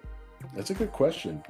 NIRA-verse sounds better to me because the whole story does center around NIRA. NIRA was essentially, and in actuality in the story, she's the very first Cyberangel. So it's because of what happened to her when her universe was erased, her timeline collapsed. She was at the center of it all. It was her brother that was doing the whole time travel experiment that caused that collapse to happen in the first place. She just happened to be too close to it all, and that's how she got her powers at the very beginning of everything. So it's probably the NIRA-verse. The NIRA-verse would probably be more accurate. Ken Albury says the NIRA companion. Valid, very valid. I like the way Into the NIRA-verse sounds. It rolls off the tongue a little bit better. Christopher says, looks awesome. Thanks, dude. That makes me happy that you dig it, dude. Very, very cool. Paul says it should be called Scribe 316. Dude, you're like 3 for 3.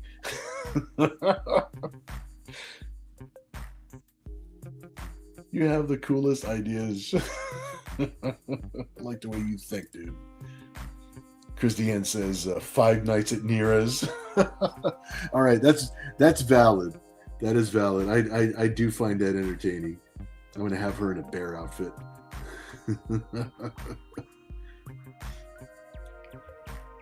All right, we got 3 minutes left before midnight, so we'll play around with her gauntlet here for a minute, so we can have some fun with her gauntlet. Let me pull this up a little bit closer so you can get a little closer look here what we're doing. I'm putting in some teeth on this gauntlet, but I'm putting in like little threaded screws in between them. Because when she hits you with this thing, She wants to shred you.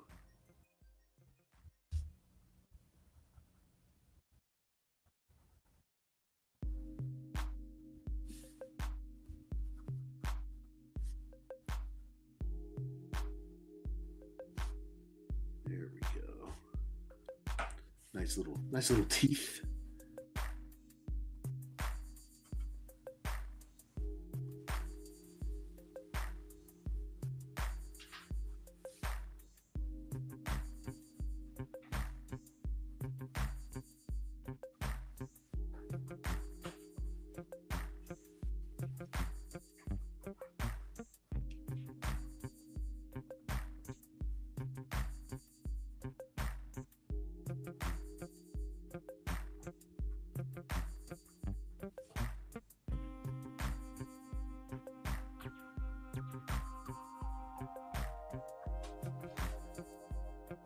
It's almost time to give Kat this pen.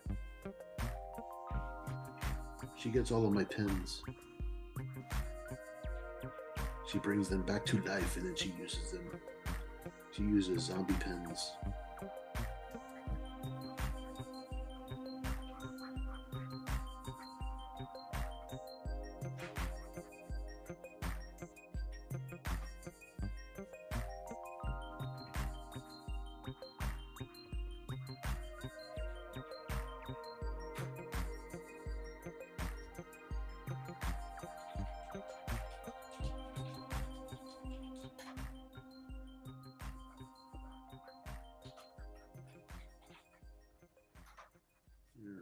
I think this is as far as we're going to get on this one for tonight. But we will work on it some more.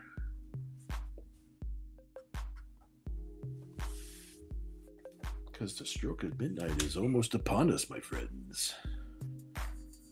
There we go. At least you can take a little look at it here. Awesome, awesome.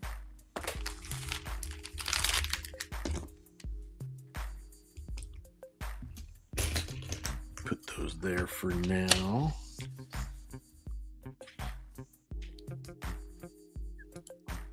Let's see, Ken Albury says, also alongside the mug discussed earlier, I would also like to buy some NIRA socks for my feet. Gotta get some of them NIRA socks. Christiane says, is there a hardcover omnibus of NIRA-X that I missed seeing? There is.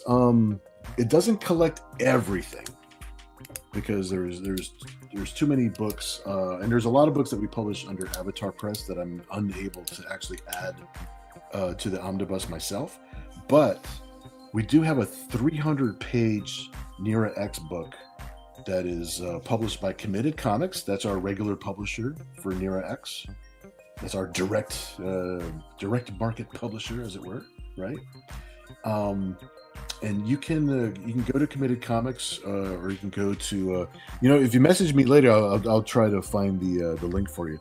But you can message Tom. He's the publisher, Tom Dotery, directly to purchase that, or you can go to committedcomics.com. It's just called Ground Zero. It's actually it's our version of issue 0, where people can jump on and see what came before, and then there's a new bit of story that leads you into all the new stuff, right? So it's a 300-page book. I think he has soft covers and hard covers, and it's at committedcomics.com. You'll be able to find it there. And if you remind me later, if you forget or whatever, you can message me later, and I'll help you with the link. I just don't have it. I don't have like a direct link to the thing right in front of me right now.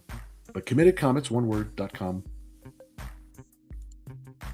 And that would be the best place. Her first appearance in Zen, number 0, is in there, and the rest of which is a black and white book, but that's the only section of the book that's in black and white. The rest of the book is in full color, and it contains the first 3 or 4 series from Entity Comics, which is their very first stories with NIRA, and it's got a bit of news story that leads you into all the new stuff that we're doing right now. Night Phoenix says those blades are crazy work. Oh, thanks, dude. Yeah, I think she's looking pretty dope. I think she's looking all right. So this is what our catch up for tonight is looking like. We're making some progress, making some good progress. All of our episodes are going to be catching up on all of the pieces that we have been working on together. So I'm going to set these down here, keep those safe, and we'll start bringing out our auction goodies for tonight. So I've got the Black Hole Bob comic book art special. I've got the NIRA-X die cut sticker art, and I've got the Lady Death pencil, which, you know, this should have been a fully inked piece, but I'm going to have to ink it for you. So whoever wins this piece, it will be fully inked for you. So we'll start with Lady Death, since that's the unfinished one.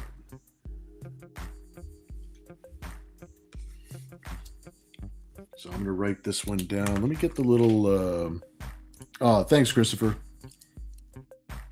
I appreciate you, dude. And thanks for your patience. Thanks to everybody for your patience. I know this is... Being behind a little bit is pretty normal, but we actually got behind by a lot. So you guys being patient and being super cool with me is always, always appreciated. All right, let me see here. Let me throw up our little banner here. For anybody watching for the first time, this is what we like to do at around midnight. Usually our normal show is that we draw something together and I auction it off at the end of the night, but we're doing catch-up episodes now, so I need to finish all the artwork that we've done from before on the shows. So at night, at the stroke of midnight now, what we're doing is I have some artwork in the studio, so that way at least we have some goodies that we could bid on at night. And tonight's the first one. We have three things. This one's going to be the Lady Death piece. And I'll leave it up here for 5 minutes. And then we'll do a 10-second countdown. I'm going to do the 10-second. I type it in the chat so that way you guys can see if anybody bids right before the 000, which marks it as sold, or if somebody types it in a little bit too late after the 000. So that way we know exactly who wins. If you're in the chat on our YouTube channel, you go to the top to Top Chat, that little button that says Top Chat, and please click on that. A little drop-down menu will come up, says Live Chat. You guys want to be in the live chat, so that way we're all synced up together. And we will start. Thank you so much, Chris Dehan. Back in a four loco bid for Chris Dehan. Awesome, dude. I will write down your 4, my friend. Ken in the house. 5 alive citrus drink bid. Thanks, bro. Very, very cool. Christopher Bouchard in the house with a 25. Thanks, dude.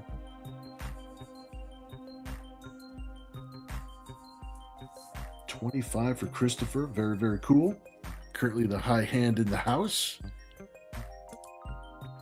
Night Phoenix is 5 alive. Valid bid, my friend, but a little bit too late. Michael in the house with 40. Thanks, dude.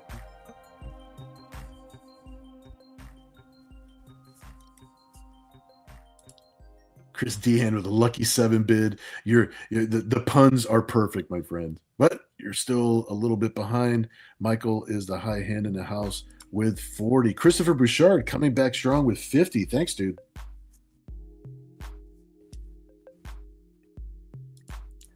Chris Dehan coming in, got to drive 55 bid. Yes, there you go. You're awesome, dude. Speed limit. Paul says you have to use a pun for it to count. or was that use bid? Yeah, just use bid. The puns are awesome. Don't get me wrong. Christopher Bouchard in the house with 60. Thank you, dude. Night Phoenix back with 69 bid. Awesome, dude.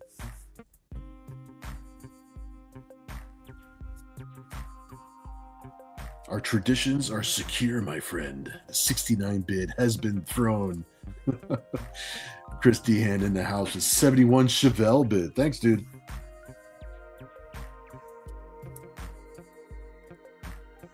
Michael back in the house with 80. Thank you so much, dude. Christopher Bouchard with the 100 bid. Thanks, man. You're awesome, dude.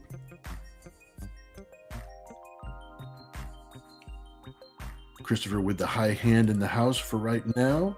Christiane said the pun is for fun. Yes, exactly. Bid is the rule. Typing in bid is the rule. But the pun is just for fun. Got 2 minutes left. Michael, 110. Thank you, dude.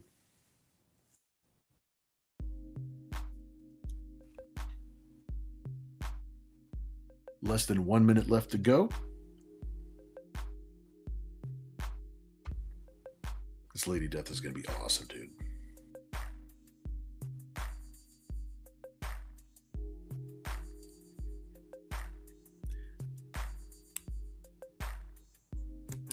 Now when it reaches time for the 10-second countdown, I'm going to jump out of my software and I'm going to jump into the actual live chat along with everybody else. So there's always a delay between my voice and when I actually type. So you have to do the best you can. I'll be in the chat with you guys, so that way we're all synced up and we're all on the same page.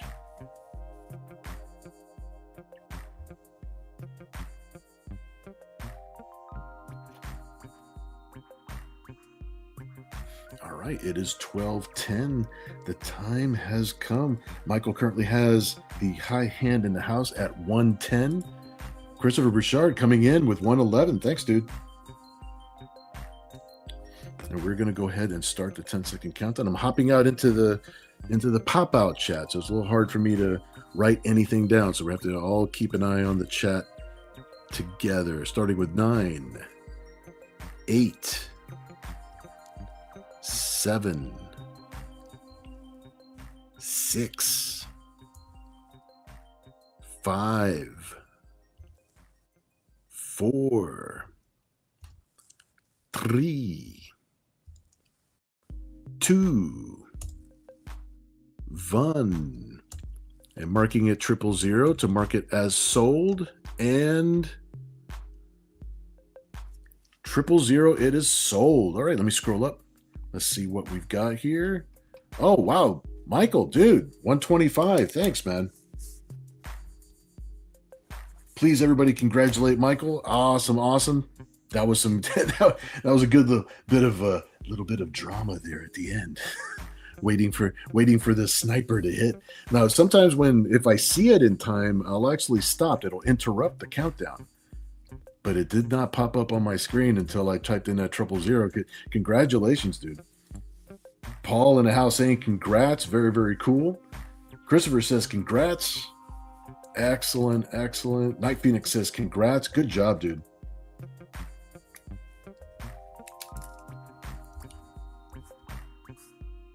Just writing this down real quick. That piece is yours, my friend.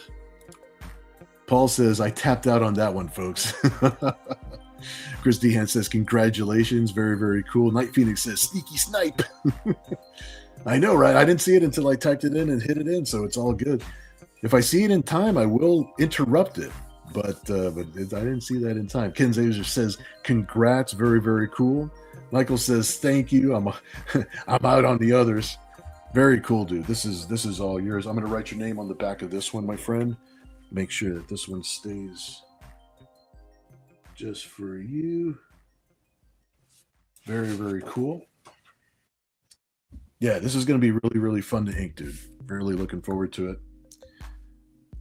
If you want to make this one a little bit not safe for work, you can let me know either in the chat or you can send me a message later or an email. I think you and I are connected, and you can just let me know.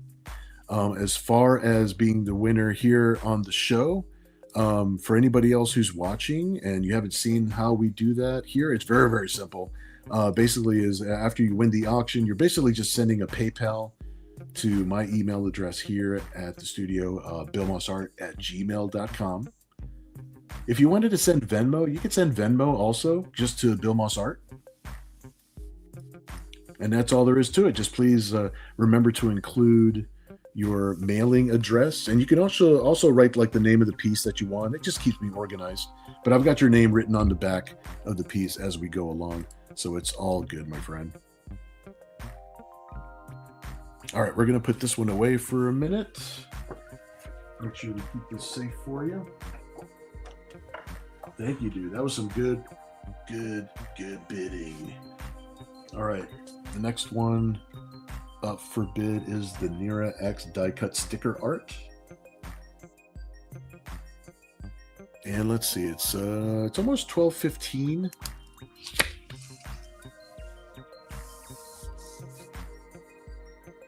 So we're gonna let this go until 12:20. And then we'll do a 10-second countdown, just like with the other one.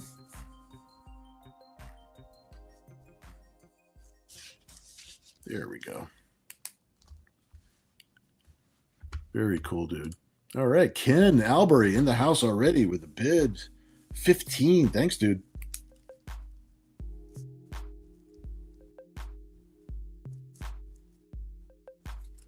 I'll write that down there for you. Chris Dehan in the house with 17. Thanks, dude.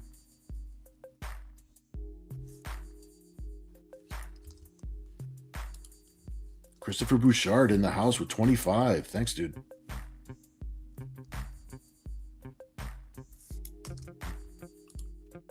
Chris Dehan back in the house with 27. Thank you, my friend. Paul with 59 Kickstarter backers bid. Nice, dude. That pun is worth everything right there. It's a little bit behind on the oh no, 59 59. Oh my gosh, you have the winning number in the house, right? You got the high hand right now. That was a timely pun. Excellent. Well done, my friend. Well done. Chris Dehan back with 61 home runs bid. Cool.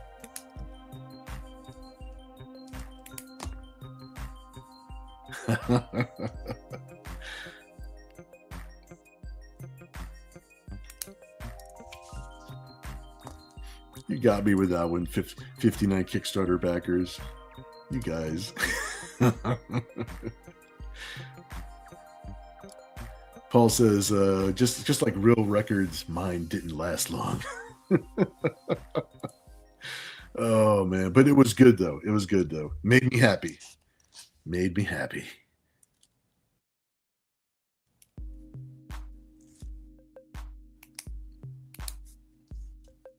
And don't worry, we still got 4 minutes left on this piece.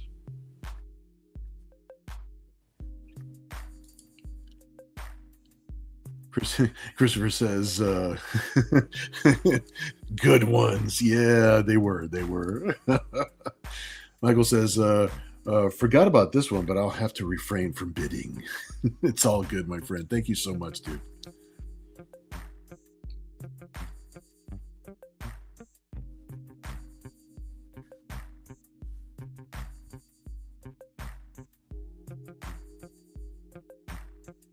I got to go into my back room. I'm sure I have the actual sticker that we use the art for. I'm sure I have one left. So I'm going to make sure that I put a sticker in with this piece for whoever wins this piece. I think that would be cool. I'm going to write myself a note that says, add sticker.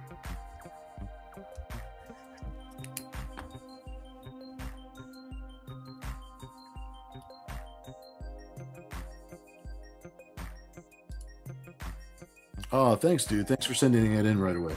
I appreciate you, dude.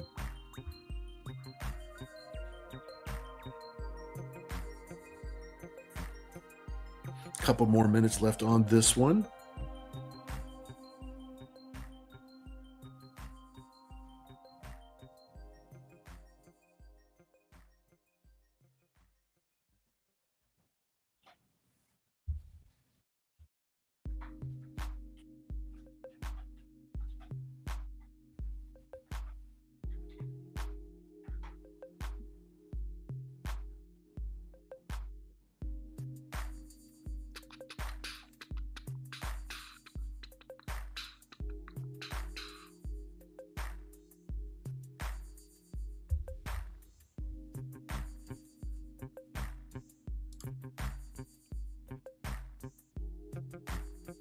Oh, very cool, dude.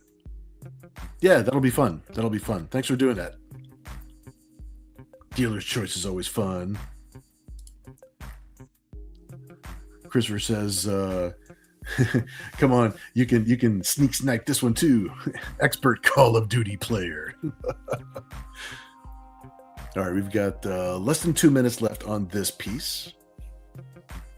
And like I said, I'll make sure that I include a sticker in there with it.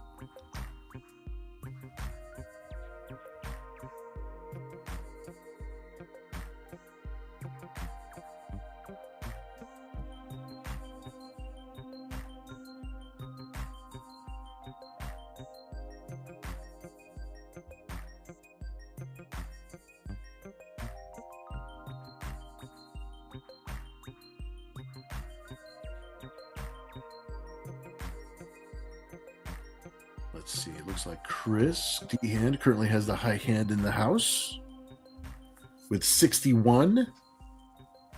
Less than a minute left to go, and we will see where this goes.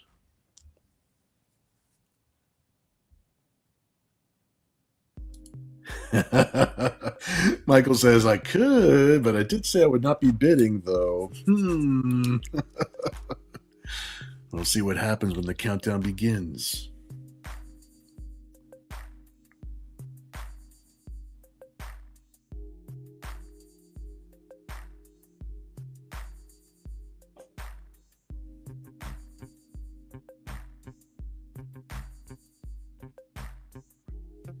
All right, it is 12:20, my friends. I'm going to go ahead and hop on out and start the 10-second countdown. I know how to pronounce words. I've seen words. Starting with 9, 8, 7, 6, 5, 4, 3, 2, 1, marking it 000 to mark it as sold, and it is sold, my friends. All right, scrolling back up, just making sure we didn't miss anything. I believe this piece is Chris D-Hand. Please, everybody, congratulate Chris D-Hand. Very, very cool. The winner of this round. I'll make sure to write your name on the back of this one. Paul says, congrats. Very, very cool.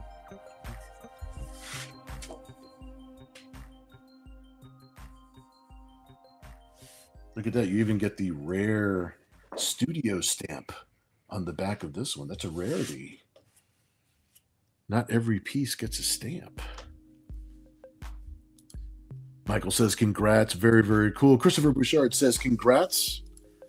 Paul says, that is awesome. It seems like a McFarlane pose in a Liefeld. Yeah, in a Liefeld gun. A lot of my influences there, and a lot of my influences. Those guys, when they formed Image Comics back in the day, they were my guys back then, you know? It's like, and in a lot of ways, they still are, you know? Night Phoenix says, congrats. Very, very cool, dude. Awesome, awesome.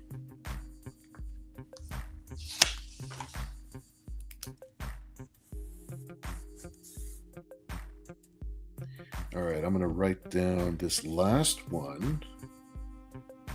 And we'll start it at 12:25 so we can end it right at 12:30. So we're not going to start it just quite yet. And don't worry, Chris, I'm going to make sure I remember to go. I'm going to go right now, right after the show. I'm going to make sure I find that sticker and I put it in with your artwork.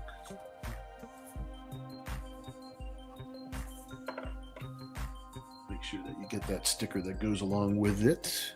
Awesome, awesome. All right, so we've got the Black Hole Bob gift set. we got a few different things happening with Black Hole Bob here. Kind of celebrating the fact that we've got the Kickstarter running right now. Link is pinned in the chat.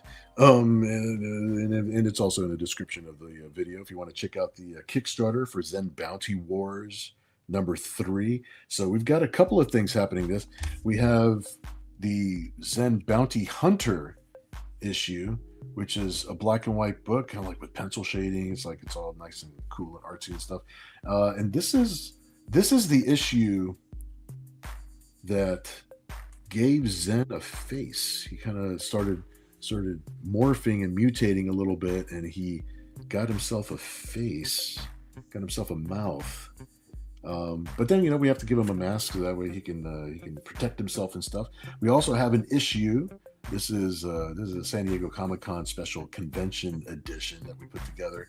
This is the Return to Hellspace. We did a crossover with Zen and NIRA before this, just called Hellspace, and this is the second issue of that particular story. So it's actually a completely separate story, but it's their return to Hellspace. And then we have the Lamar Supreme, which is a hardcover book collecting Lamar Supreme's run on Zen, and I did the colors on the inside back in the 90s, so I can sign the inside of this book if you would like. So this is like a whole thing here. Let me see here. Let me get that glaring light away from there. There you go. That way you can see what's going on there. Chris Deanne says thanks. Very, very cool, dude. I'm glad you got that one. That's cool. That's cool. I'm glad you guys enjoy this stuff. This is very, very cool to me.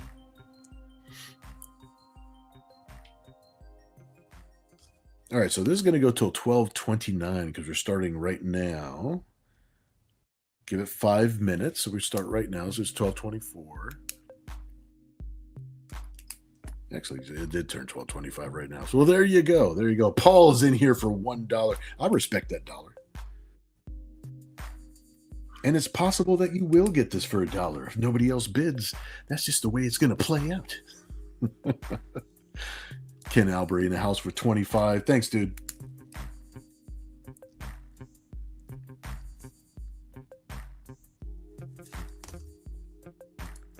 Chris Dehan with a 7-up bid. I'm writing it down because I enjoyed the pun. But Ken Albury is currently the high hand in the house with 25. Very cool, dude.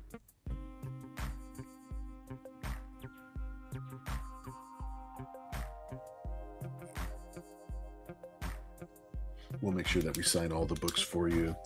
This will be cool. This will be it's a cool little gift set. A cool little collection.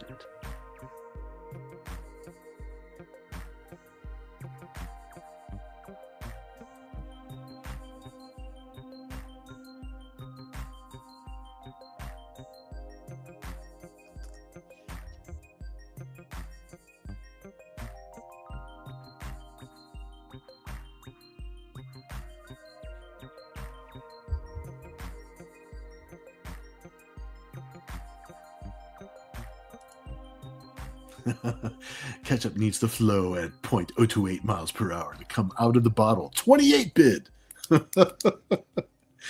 I like your style, man. I like your style. I like the way you think.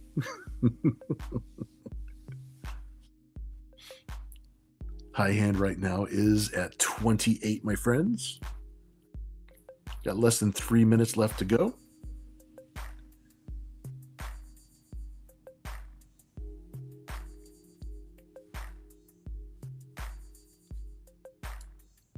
Ken Albury says 30 is a number that appears in math book. Bid. Acceptable. Completely acceptable. You're awesome, man.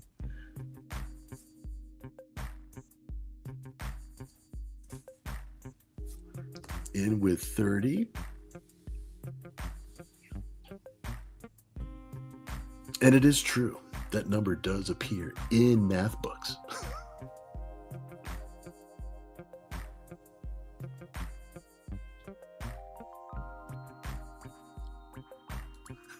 No time for puns, Dr. Jones. 33 bid. Dr. Jones. I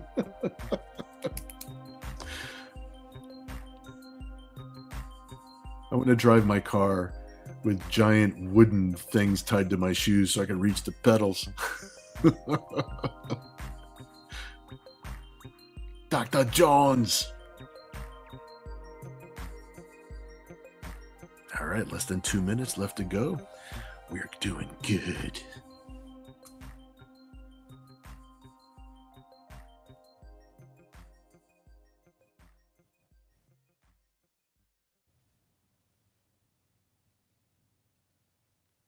And it's going to be a fun time watching the Kickstarter grow. If anybody wants to or can just share the link on your social media and all that good stuff, share and tag. Huge help getting past all this algorithm nonsense. Just trying to reach people and trying to get in front of more eyeballs. You know what I'm saying? So that is always super appreciated. All right, less than 1 minute left to go, and this is our last offering of the evening. Then I'll put up the bounty that we had for the night up on the screen.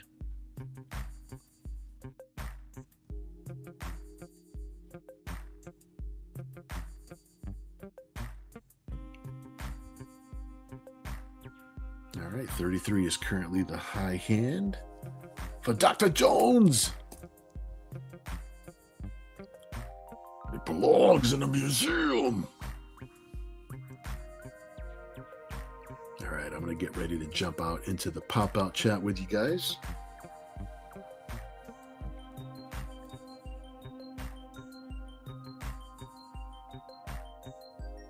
After the credits roll tonight, don't be surprised if I play the little sizzle reel for the Kickstarter one more time before I walk away from the computer.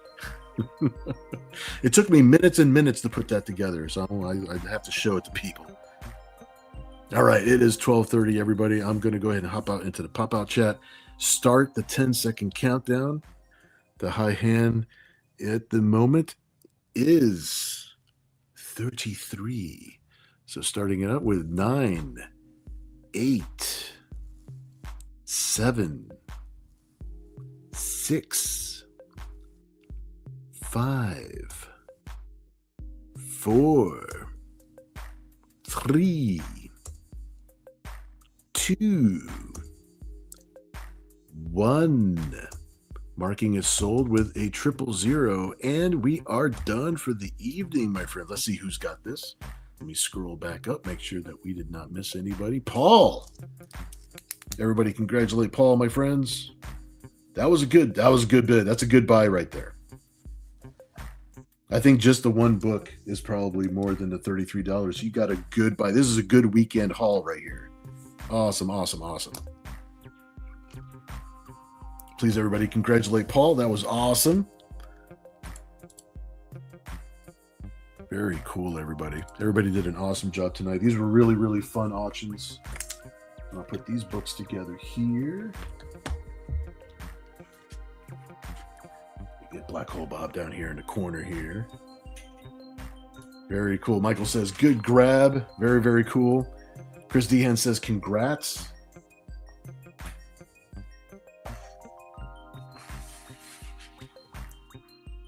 There we go. I'll get everybody's pieces up here on the screen so we can see what we're taking home tonight. Excellent, everybody.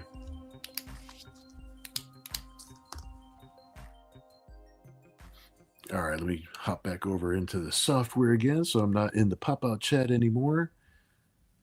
Yeah, this was fun, guys. This is super fun. Let me look at the calendar to make sure whether or not we're going to be here again next week. Always got to make sure there's not a show or something else that we're supposed to be doing.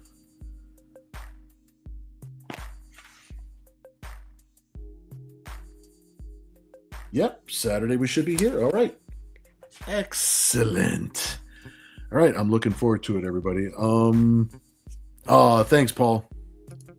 You're awesome, dude. Very cool, dude. Thanks so much. Paul says, good night, NIRA-Verse.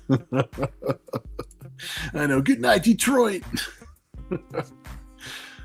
You guys are awesome. Thanks again for hanging out with me on a Saturday, making this a fun evening of sketching, artwork, and comics and all that good stuff.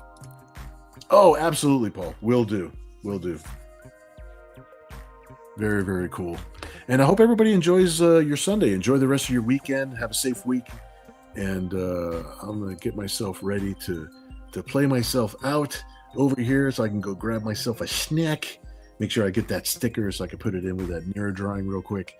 And you guys have a great week. Have a great weekend. And we'll see you again next Saturday. Same bat time, same bat channel. All right. Good night, everybody. Have a good one.